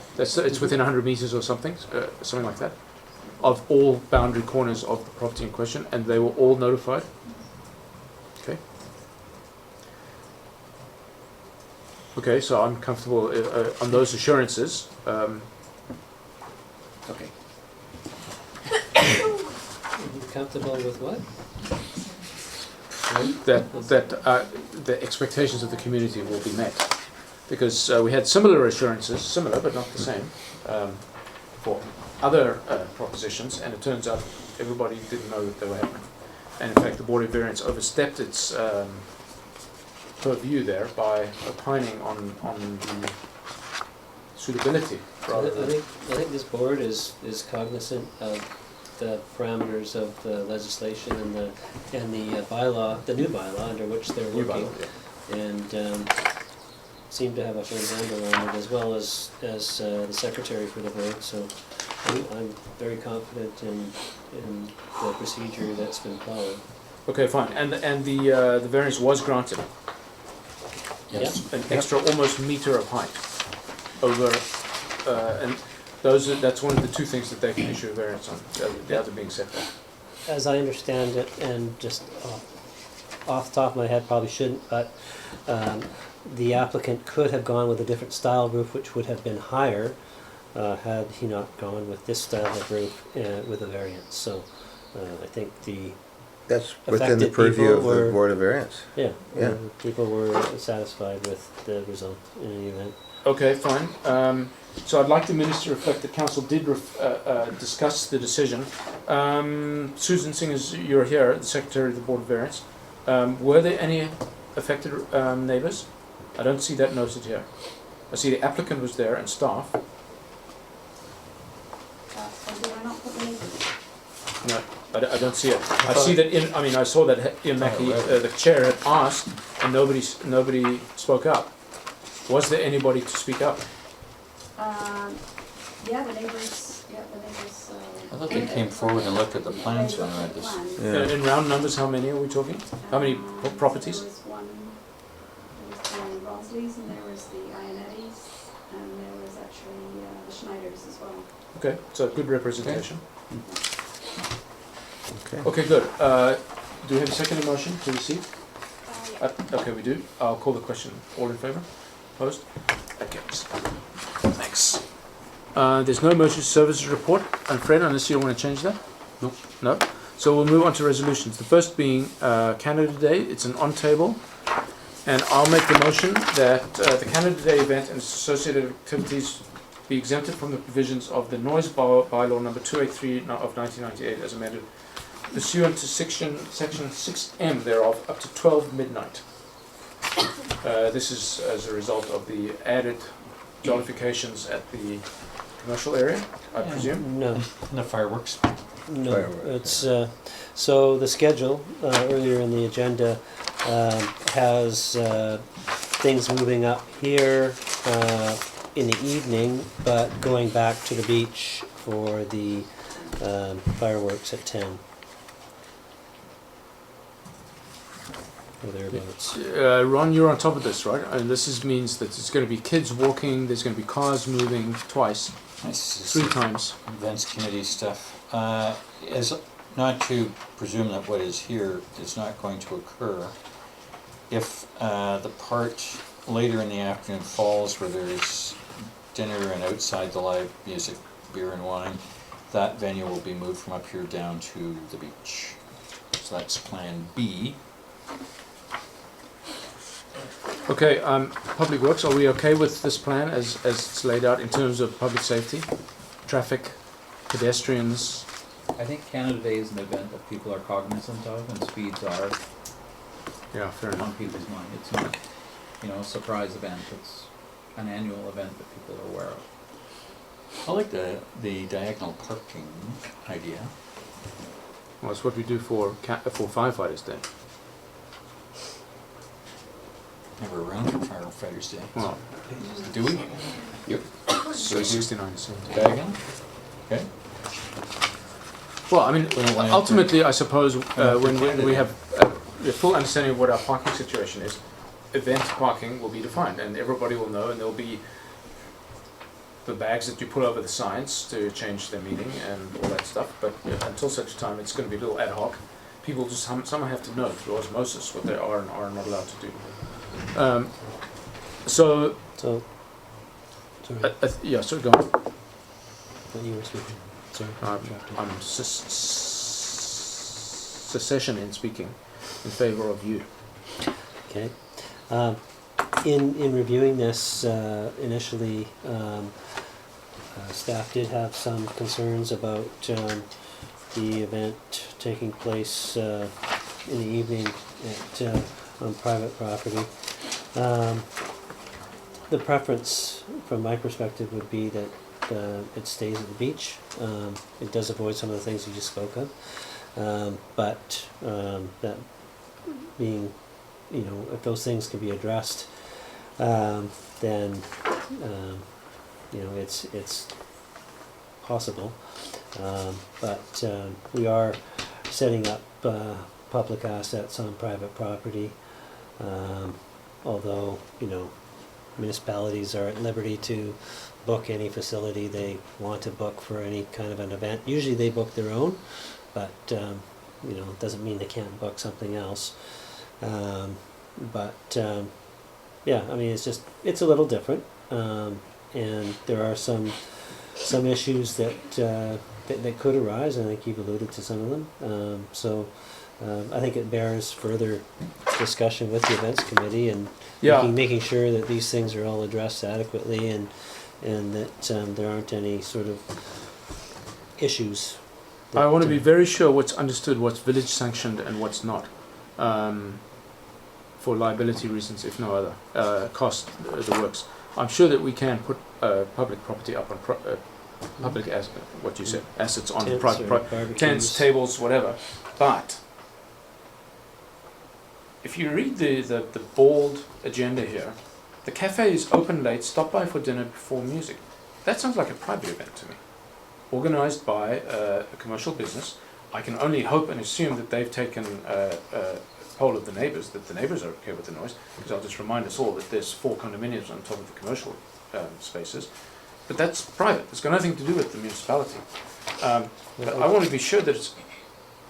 Just pass the resolution obeying the noise bylaw until midnight, or that's what we're discussing. Sorry, Do the neighbors... we don't know what the strata, we presume, Well, so we're Just making a put it- thing without even knowing what the neighbors think. but in terms of the noise bylaw, that there's a lot of other things going on with Canada Day down at the beach and so forth. So noise bylaw. I mean, is this restricted to on public lands? Sorry, is what restricted? No, it's not no, because if people make a noise on their private land, they're subject to the noise Yeah. bylaw. Mhm. Well, I So would... to have amplified music, I'm not 100% sure that it would be amplified, but assuming that it is, then yeah, it needs a dispensation under the noise bylaw. And on what basis are we making that decision? On the basis that it's part of what the events committee is pulling together for Canada Day celebrations. Okay, well, Ron, this is your department, and you're gonna have to understand that they've checked with the neighbors, that there won't be hell to pay. I mean, when last did we issue a noise bylaw waiver and have a complaint? Never. But I have heard, no, it needs to be made, they need to be notified at the very least. And I guess that means the whole village needs to be notified, because it's just gonna be heard all over the village. Okay, so that needs to be in the village update, right? Yep, I think should do, Official as well as mayor's. yeah. So noise on Canada Day. I'll have an email off to the chair tomorrow morning on this one too, to give her the heads up. I would certainly like comfort that the neighbors are aware of it. Well, I'm sure the immediate neighbors in the commercial area have, they're part of a strata council, so it's gotta be all thumbs up or it's a no-go. Exactly. Yeah, that's true. There's some control there. So that's the immediate vicinity. Beyond that, I mean, we're talking about people on the ridge above, which is, Well, the next strata over here is not part of that strata. no, yep, We haven't been, I doubt that anybody's been asked yet. okay. Okay, so this, I mean, it's still a work in Neighbours and progress, strata. but let's make sure that we're not riding roughshod over anybody's expectations or rights here. And it's really just for you to ask the question of Peter, the events committee. regrettably, you're gonna get copied on this, Peter, so. Yeah, that's fine. So are we prepared to make the resolution regardless? I think we can. It's just a placeholder, right? It may be overtaken by events, it may not, but Well, lots of- if Plan B, which is what we have in front of us, folds and it all goes down to the beach, then we're fine. Well, you're still gonna have music and probably amplified music, so At you the still beach. need to. Just different neighbors. Doesn't matter, you still need to, Somebody- still need to waive the noise bylaw. for yeah, that but has respect. somebody made an application for that? Great. For Because it's private, right? the noise? Yeah, No. the private party has No, made this we're application. anticipating that, okay, so here we've got a bunch of Lions Bay Canada Day events, and if we get noise complaints, it's our event, and we're gonna start ticketing Yeah, people. yeah. So, so that's why you need to consider Give them the carte blanche. an exemption. Yeah, fine. Plus, they're at the beach extending the hours of the beach, because the beach closes at 10. We had that. We have that on, we do that for Firefighters Day as well. We extend the hours. Do we need to do that? Yes, we have to do that now, right? There's no more meetings. Oh, no, there's one more meeting in June. One. Do you want to bring that next? I Or might we can not amend this one. tie that in. And, I and would park just, I would closure just amend this, yeah. as amended pursuant to section 6M thereof, and the, what is it, the parks closure Extend the provisions? hours. Oh, just that, and that the Lions Bay Beach Park remain open until midnight, if we're gonna be consistent. Both of them, we'll just include it all in there. Okay, so I'll move that the Canada Day event and its associated activities be exempted from the provisions of the noise bylaw number 283/1998 as amended pursuant to section 6M thereof, and the Lions Bay Beach Park remain open both up to 12 midnight. Second, thanks. Any further? All in favour? Opposed, carried. Yeah, I'd like to see that staff has a weather eye on what's private and what's public and sanctioned by the municipality and not for liability reasons, if no other. I mean, somebody gets run over, a 6-year-old running from the music event to the beach to watch the fireworks. Well, you could have somebody getting run over going from their car park somewhere Fine. up the hill But if to it's the from, beach. from a sanctioned event that involves Still- walking on a public highway, People are all gonna walk down to the beach. Any event that happens here, fair enough. I just, But I would put a circle, or I've added a bracket in the 7 PM dinner thing that bracket, this is not a municipal event. It's a private, it's just a cafe doing business. It's open. yeah, it's not on public property, it's nothing. Mhm. Show up if you want. Okay, it's a bit of harem scarum, but alright. They're breaking out of the mold, this is the issue. It's not the same event. Yeah, You're but there's in, you're there's out. a reason for the mold in some cases is to contain trouble. From our perspective, I think for them, they're trying to diversify the event and give it some No, I freshness. understand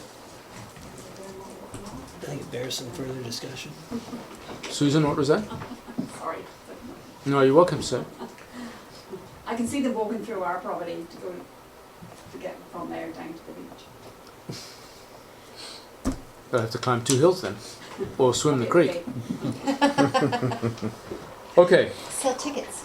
so moving on to the next one. I'm not going to read this out with council's forbearance. Essentially asking to set some dates for the annual report and the public notification thereof. The bottom line is that we are looking to publish the annual report on June 30th, which is a mere 3 weeks away, June 29th. 29th. And that we have to advertise it for 14 days after, Thereafter, before then yeah. it's presented to council. Yeah. But we also are, sorry Peter, I'm speaking. Yeah, no, For you, go ahead. there's a requirement in the charter that you advertise in a newspaper, but because we don't have a local newspaper, this allows us to replace that with the village update. That's probably one of the key parts of it, is that the village update is an acceptable form of communication about the annual report. Okay, I'll move this as though it was a staff recommendation in 3 pieces. Can I have a second on that one? Thanks. Any further discussion? All in favour? Opposed? Carried. Okay, where are we? We are now at bylaws, and the first is adoption of building bylaw number 234 1994, amendment bylaw number 524 of 2017. If you wish to refresh your memories, on page 73. Peter, just for the record, please remind us and anybody interested the purpose of these revisions. Essentially, the primary consideration is moving the secondary suite minimum safety requirements from the old zoning bylaw to this building bylaw, and also cleaning up a few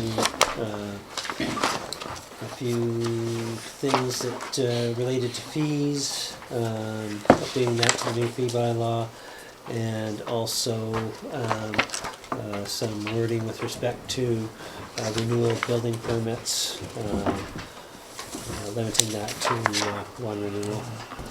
Okay, very good, thanks. And as I remember and understand, this is more or less just a holding set of provisions pending a full rewrite of the new building. That's bylaw. right, yeah. Okay, good. Okay, I'll ask for a motion for adoption and a second. Any discussion?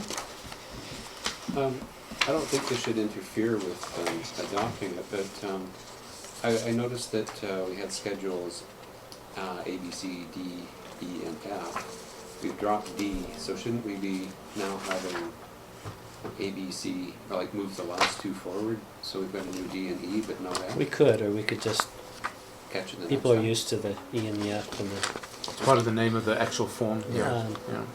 yeah, I didn't bother moving them up. So it's not an issue No. legally or anything? No. Okay. The other one I kind of wondered about was on page 14 for our 93 of 168. Let's see, in the beginning of the paragraph under 15A3, is reference to the clerk treasurer or building inspector. That's what we used to call our CAO. I don't think it's really a big issue, but should that be something on a revised bylaw would be changed? We certainly address it in the new building bylaw. It's defined, is it not? Yeah. No, I couldn't. It's find not it. defined, no, it's not.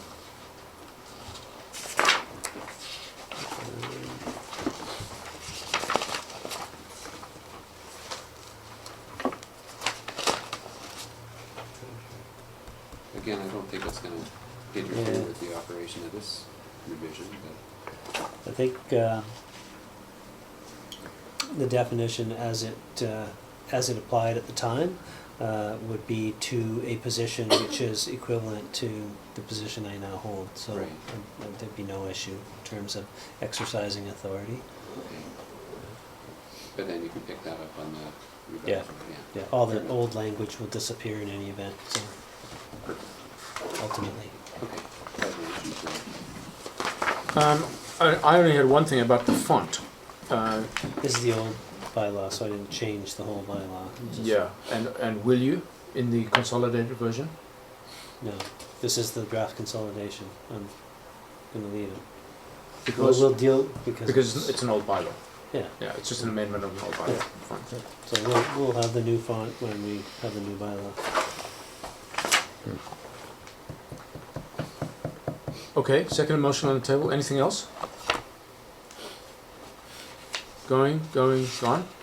All in favor? Final Opposed? Good. That carries. And now the big one. We first are going to take a motion to move to closed meeting under Charter 91 F, G, and I. Those clauses have previously been named, so I'm not going to name them again. Can I have a motion? A second? All in favor? Opposed? That carries. Anybody who shouldn't be here should not be here.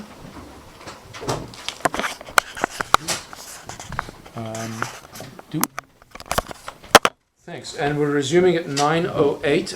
There's nothing to report out at this juncture from the closed section of the agenda, so we will now proceed to 10B. thank you. Adoption Zoning development bylaw. of debate on the adoption of the zoning and development bylaw number 520 of 2017. Can I have a motion? And a second? Discussion.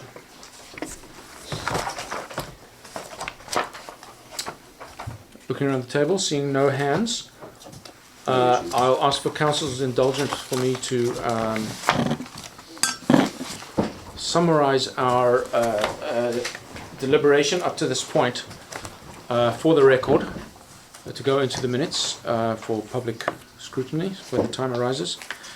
The proposed bylaw provides Lions Bay with a much-needed updated zoning framework and toolkit. It empowers actions that are already called for in our official community plan, and it addresses issues such as an aging population wanting to stay in Lions Bay but needing to downsize, the need for rental accommodation, and the advent of commercial marijuana dispensaries. Changes contemplated by the bylaw on an incremental, site-specific basis, and where appropriate, the bylaw stipulates how proponents will be expected to provide community amenities to balance and compensate for such changes. We heard extensively from the community on this bylaw through early drafts, multiple council strategy committee meetings, 2 public information sessions, a public hearing, and 3 readings. Council and staff reviewed and accommodated public input which ranged from enthusiasm to acceptance to opposition on a very few elements. What has resulted is quite different to the first iteration, and staff have done excellent technical work to get us here. I am confident that the bylaw is ready for implementation. The purpose of zoning, of course, is to segregate uses to prevent them from interfering with one another. Ultimately, zoning is the local legislation that establishes the character of community. I'll mention here for the record the so-called houseboat issue, to the limited extent it weighs on the proposed bylaw overall. The proposed W2 Marine Community Recreation Zone seeks to secure the use of the ocean immediately adjacent to our beach parks for the enjoyment of all. I am confident that the municipality can accommodate conflicting interests regarding mooring of a private vessel in the proposed W2 zone through a compromise with measurable conditions and a fixed date to transition to the new zoning.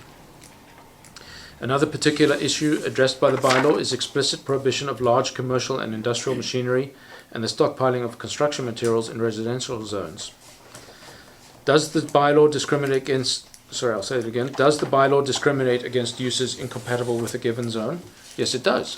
That is what zoning is, and I believe this bylaw serves the community's needs here and in general. With that, are we ready for the question? There's a second motion on the floor. All in favor of adopting zoning and development bylaw number 520 of 2017? Thank you. And opposed? That carries unanimously with 4 votes out of 4 in favor. Thank you and congratulations. Yes, thank you for the good work. Yeah, well done. Yeah. It really is, I think, probably the foundation of the next manifestation, if that's the right word, of Lions Bay. Congratulations, Peter. And all. I know you guys all had a lot to do with it. Thanks to all. Okay, so we'll move on after that piece of weighty legislation to correspondence. Ron, you want to? We have the additional. I beg your pardon, missed it. 527. So there's an on-table item for readings of Peter. First, second, third reading of an amendment to the Parks Regulation Bylaw number 448. So the first amendment is simply fixing a typo in the very first line in the citation of the bylaw. It should be 448, not 439. The second amendment is previous bylaw repeal. There were a couple of other bylaws that ought to have been repealed at the same time as 247 and 316, so those have been added, namely 414 and 439. And then going to page 6 of the bylaw, paragraph 7.1.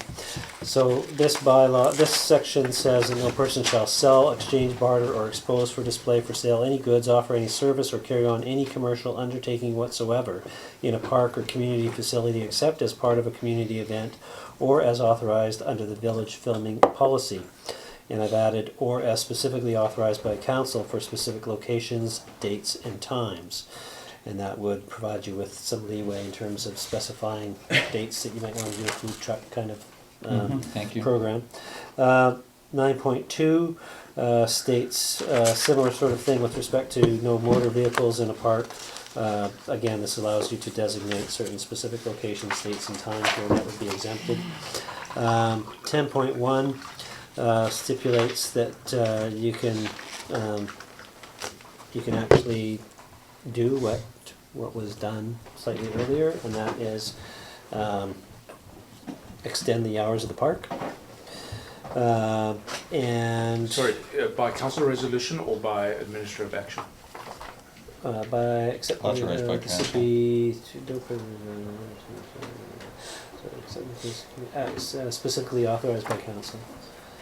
And 12.4 is something that I've put in here. It's been needed for a while, and it's just been a little while getting to it. And that is storage facilities. So as you know, we have a rack that we rent out spaces for kayaks and canoes, and we have lacked the capacity to enforce our fees by law with respect to that facility, and to make use of the you need to have the bylaw provisions in order to make use of the provisions of the community charter, which allow us to seize or remove those who don't pay. So that's what 12.4 does in these 4 numbered paragraphs, is provides us with the means to set up fees, buttresses the fees that are established already in section in bylaw 497, the fee bylaw, but also stipulates that the administrator can create procedures and policies to administer the facility, and the fees, and seize any watercraft or thing unlawfully occupying the storage facility. So you're delegating that power to me, or to the CAO or village manager. The village also, through the village manager, may recover those fees from the owner by sale of the craft if the owner refuses to pay or cannot be identified through reasonable efforts. So our authorities for doing that is community charter and the disposal of property of police possession regulation. So that's something that will assist us in getting a handle on. There's a few people who have been laggards in terms of paying or responding, and so we'll have to deal with it. So this gives us that ability, assuming that you adopt this bylaw in due course. And 14 just simply reinforces the fact that we have provisions in the bylaw notice enforcement bylaw to levy fines, as opposed to $10,000 or $2,000 under the Offence Act. So that was more or less housekeeping in that respect. So that's the bylaw amendment in a nutshell.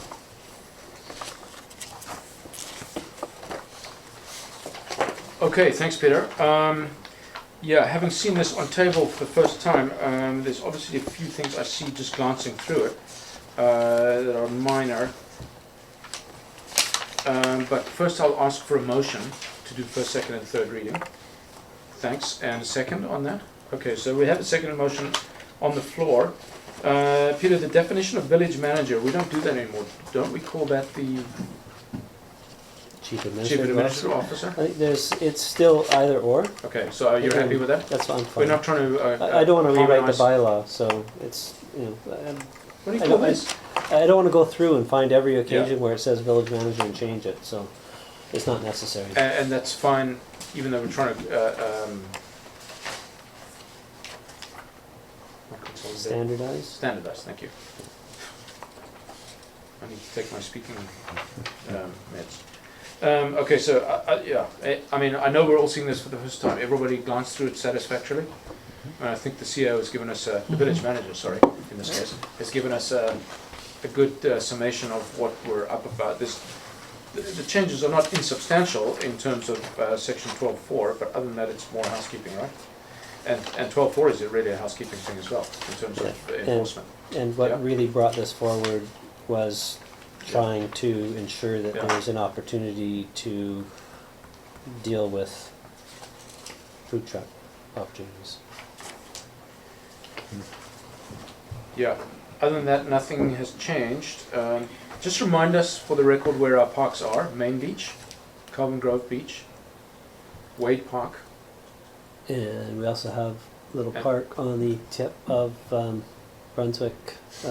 at the north end. So those are the parks. Nothing else is designated park. We also, oh sure, yeah, there's lots of parks. There's all the Centennial Lands, that's all park. tennis court. Lot 47 where the tennis court is, that's all park. Calvin Grove Park, there's a little tip of park on the south tip of Calvin Grove Way. Yeah, It's everything designated CU1 here, more or less, in the zoning bylaw. yeah. Some of the Not everything. easterly portions are actually just Crown municipal, so it's just municipal land. that we own. Okay. Okay. So yeah. So it's it applies to quite a few pieces of Lions Bay. Yeah, just wondering about the uses. Fly any motor-driven aircraft or glider. That would encompass a drone as well. Yeah, that's prohibited. Yeah, but I mean, you would prohibit drones use in parks. Yeah. Anything further? I know we've all just seen it. If we notice things later, we can rescind third reading, amend, redo third reading, and adopt in the same meeting or in a later meeting. A later meeting, meeting. so it depends on what dates we're looking at for Yeah. other things. So. Okay, if it comes to that. Right. So I'll call the question on this one if we're ready. All in favor? And opposed? That carries. Thanks, Peter. Boy, you can churn out the bylaws, buddy. And on that topic, we're at the end of churning out the library now, aren't we? Once we get to the amenities policy, which is pretty much the last of the last. I don't think you've got any other major projects on bylaws cooking, do you? Well, I mean, big ones. Yeah. Yeah, we got lots of big ones. Yeah. What's your work plan? Building bylaw. Yeah, building We'll be bylaw. bringing forward Well, a like- report, actually, Councillor McLaughlin, in the not too distant future, possibly next meeting, outlining giving council a sense of the projects that staff has been reviewing, and it's on our work plan or horizon, so that you have an idea, and that will also feed into an ultimate strategic planning session in the fall. I was just thinking those stacks of paper on your floor must be declining now. I was going to recommend you get a bigger and rounder table. I think You get so much more done. I think we Stop should move picking you. on me. We should move you to the library. Just expand your office. Just one big Think how table. much more work you could do. Yeah. It's so much more efficient. Yeah. Well. Okay. Enough levity. Let's move on to correspondence. Ron, let's have it. Good. Terry Fox Run. This is a request for donation from their professional fundraiser. My lovely cause. My recommendation is no response. They didn't ask for one. If that's fine, I'll move on. Ecom. Richard is our rep, and they're just advising dates. No response unless somebody wants to go and attend, I guess. Well, I still have to go. Do you? Yeah. Okay. Yeah. Well, and thank you for that. So The what's dates the- are there. We still vote. You hold your card. Yeah, we're just not on the board. Okay, Yeah. fine. So You need Are you to looking- notify them? I'm in Toronto on that date, so I'm offering. Is there any other council member that you'd like to have sub for you? For the econ board meeting? Yeah, the I mean, 19th. no, I can go. Yeah, Fine, we should thank provide you. them with the name of the individual who. Yeah, can you do that? Yep. Thank you. TransLink summer service changes. They do this quarterly, no response. Their deal is somewhat remotely close to us is page 68 of 169, which are the horseshoe bay changes, and they're somewhat ambiguous. There we go. Number G4, Village of Lions Bay Annual Drinking Water Quality Report. Thank you for all those involved in getting that. And that's what Coast Health says. Thank you and good job. No response. Call for a nomination, Woodworks Community Recognition. Love to participate, however, it requires a recently completed wood structure, so no response there. Which then brings us to the resident correspondence from Ben and Ingrid Gower. And this is a request for enforcement being Clint Eastwood Tough versus Diet Coke of Evil. I have already responded. Thank you. And we'll leave that as an NR. Or responded. Okay. Motion to receive correspondence, a second. Any further discussion? All in favor? Opposed? Seeing none, that carries. And on we go to new business. Now, lost track. Here we go.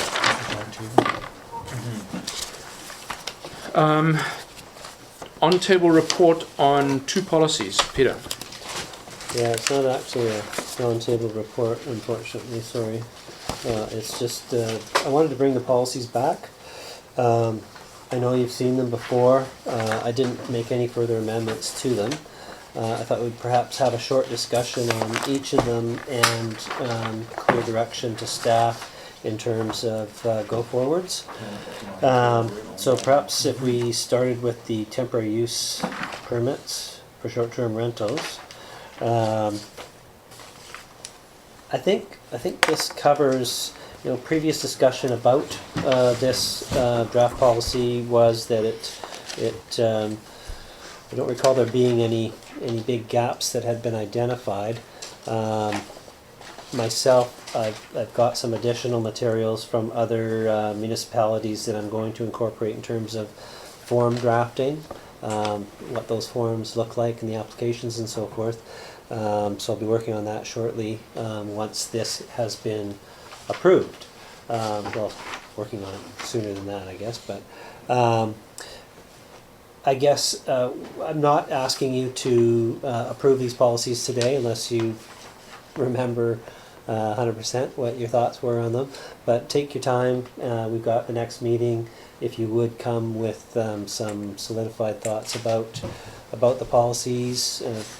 Right now, temporary use policy is what we're talking about. So, if you have any thoughts, actually, you could don't hesitate to send me an email if you've got thoughts about it. As I'm working on pulling together the administrative side of proceeding with this, and then I'll bring a report with these policies to the next meeting. Perhaps there'll be an amendment or two. With or without your input, and then you can consider approving it at that June 20th meeting. Okay, that's a good goal. Any other comments before we move on to the next one? Are you on the amenity, or have I jumped ahead too fast? I thought you were done. No, just finish just up on with this one. respect to the Yeah, no, I GDP think it's and- fair to say I certainly would like to go through this fine-tooth comb. Yep.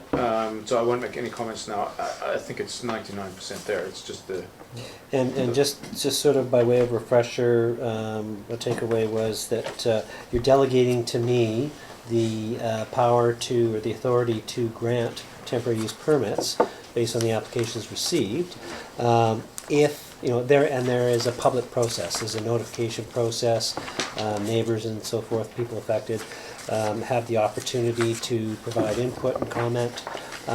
If there are contentious applications, I won't be making a determination or decision or granting a permit or not granting a permit. They will be referred to council. That's the policy as it stands.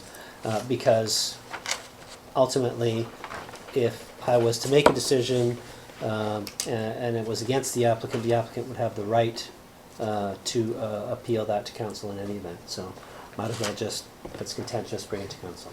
Yeah. And until we have this policy in place, the zoning bylaw is a little adrift. No, the zoning bylaw says you cannot do short-term Okay. rentals, And just if- like the previous bylaw. And if we're not ready for it, we're just not ready for it. It's not a permitted use Fine. as things presently stand, until such time as So we have a council policy. establishes a policy and invites applications, and people apply and get approved. It's not a permitted use. Never was. Yes. Good. Okay, anything else on that one? We'll do a motion to, I think it's just a motion to receive Yeah. for now, at the end, so. On to the CACs.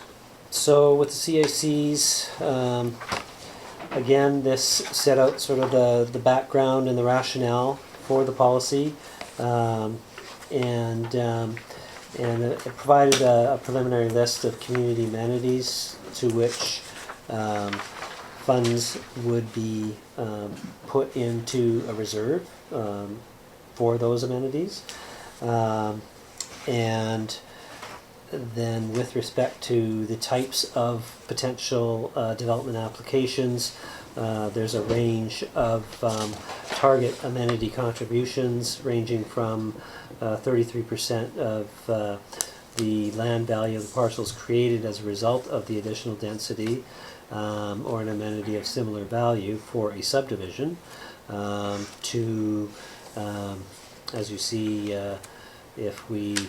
if somebody brings forward an application to build a cottage on their property, then the formula for a cottage is $100 a square meter. Can we just knock these off one by one? Can I ask, cottage can only be single story? No, No, but it's 120 meters max. Total floor area. it was I think footprint. 115 if I remember Okay, correctly. yeah, okay, but, Yeah. so that means an $11,500 CAC in that regard if they built that. To the Uh, max.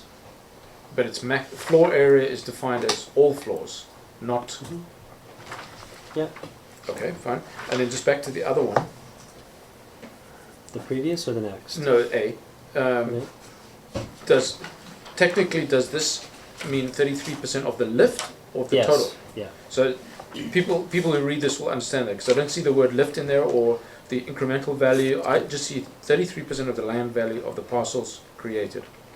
As a result of the additional density. So I've got a parcel So that's worth $1 million. essentially a definition of lift, right there. Okay, so I've got a parcel worth $1 million. Mhm. I subdivide and I have two parcels worth $750 each. So Okay. that's 1.5. Mm-hmm. What do I pay you the 33% on? 500,000. 750. Okay, which is it? So, It was $1 million. It's now worth $1.5 million. oh, yes. The sorry. parcels created are $1.5 Do million. a- It's the Turks. It's a heat stroke. It's the heat. I guess where I'm going with this is that needs to be tightened up, I think. I'll look at that some more. Okay, good. Okay, so I I think- stopped you in midstream onto Sorry, C. let me stop you on this. My issue would be the same one on this one. You've got the one big lot, both lots aren't improved, only one lot is improved because one is shrinking, so it's diminishing in fact. Well, they're not improved, but Yeah, I mean, if you You're can subdivide, devaluing one property, to a certain extent, yeah, so. maybe. So the question is 33% to the half that was created that is new. Council's So- intent is 33% of the lift. so if you're devaluing one property by, in this example, 250,000, Yep, then you're increasing it by 750. by 750, so your net is 500. So it'd be Gotcha. based on 500. I think that's So- council's intent. So, but It's- that's not what I read this to say. Okay, so that would be the clarity that I'm looking for too. And is 33% the number? Where does that number come from? Remind us. Less than the 75 that we started out with. That's so almost a good enough answer. Who else does 33%? We're not looking to get I'm rich not off this. sure. We're looking to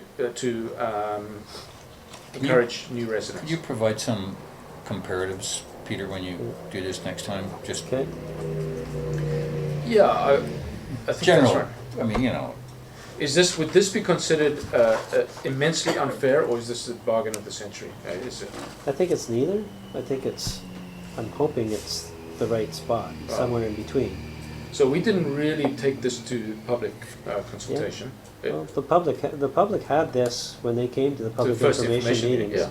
yeah. Well, they had 2 information meetings, and so they have seen it, they have commented on it. Yeah, to a certain extent. We lowered it from the original.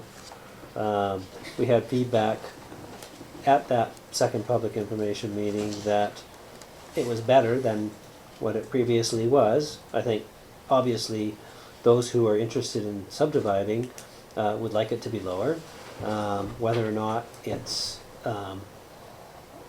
economically inefficient, or whether it's an efficient number, I think is something that, council has to ponder. Okay, well, I assume that we'll all put our 2 cents in. For me, the whole point of the exercise is to encourage community expansion in terms of different demographic, different socioeconomic status, to make a complete community. I'm less interested in the one-time payment on lift. Well, and there will be costs associated with subdivision that the applicant can bring forward as these are costs of me doing this, so my lift is less by that amount. Okay, so it's net it's lift. somewhat of a This needs to negotiation. be this needs It's to be somewhat of a negotiation, so we don't want to be too formulaic, prescriptive in terms of how you arrive at Yeah. an appropriate amenity contribution. That has to be somewhat of a negotiated but voluntary contribution by the applicant. Okay, fine. I just want to make sure that this says this, because as you say, the idea of this policy is to provide guidance to proponents. Mhm. So they need to know where they stand. Yeah. And if it's fuzzy and subject to negotiation with you, not with the council, this is an administrative issue, right? It would ultimately come to council in Or terms approval. of, Would it though? uh, I don't believe so. uh, You're the approving officer. yeah, but no, that would still be something that council would approve, not me. Okay, well, I don't think this says this anywhere, so I thought this is I all read subject that to the- ratification. It's the municipality will seek to I thought I read in here the CAO would negotiate. Yeah, and is it the CAO or is it the approving officer? The approving officer deals with subdivision application per se, but the approving officer would not be able to proceed with the subdivision approval unless the the approving officer knew that council had done everything it had to do in order for the applicant to meet the qualification requirements. So it would ultimately be This council. may be subject to a council strategy meeting, just because this is Mhm. using Sure. a valuable time here. But Okay. okay, so this is actually, quite frankly, the nitty-gritty detail of what the zoning bylaw is trying to accomplish. So we have to get this right. Otherwise, what's the point? Okay, thanks for your forbearance there, Peter. On to C, I think, right? Yep. This would be dealing with duplexes and sets out a $200 per square foot or per square meter formula for what's required for So the thinking here density is, bonusing. if somebody decided not to build the maximum permissible, they still have to pay the CAC as if they did.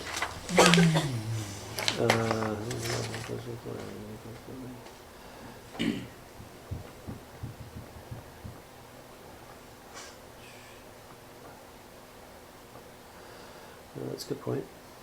Well, I can see that. Yeah. Yeah, that's your choice. If you want to build a smaller one than you're allowed. Does anybody ever do that? I mean, Okay, people are always so trying to push the density, right? we'll consider that. Okay.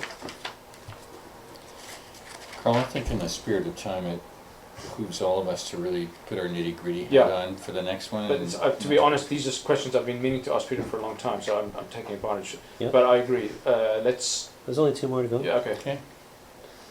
So going from RS1 to RM1 or similar to accommodate multi-unit residential development, target amenity contribution 50% of the land value parcels created, so the left. And similarly rezoning from community use one to commercial one or multi-unit residential or a combination thereof. So it'd be your, for example, your standard commercial on the bottom, residential on top type of development, which I think the only parcel we'd be looking at for that would be the current public works yard as a possibility. And again, that's 50% lift. Fine, thanks. Motion to receive. Second? All in favor? Opposed? That carries. Okay, so you have we have our marching orders here. When do you want this by? I'm happy to get comments ahead of time so that I can work them into Next meeting. next meeting. Yeah, so a week. You know, a week today. Otherwise, we'll still discuss your comments at the next meeting, but it'd be better to have them in advance. I think. So next week would be, by the end of next week, would be great. Okay, roger that. Okay, and public questions and comments? Susan, that's you? No? Okay, thanks. Motion to close under 91B, C, D, F, G, I, or L, and or. You forgot, did you say them all? I said no, I think I did. Okay. I didn't say A because there's no A. Okay, well, that's fine. Okay, fine. Thanks, and a second? Thanks, Susan. All in favor? Opposed, that carries. Meeting closed. Let's switch this baby off. You do that, Sean. Okay, we're resuming regular council meeting at 9:57 out of closed. A few issues to report out of closed that council resolved on the nominee for Citizen of the Year, and further that council received brief updates on the reasons for closing the meeting. Full reports to come in due course. And with that, I'll ask for a motion to adjourn. And a second, all in favor? Opposed? That carries. Meeting adjourned. 9:57 still.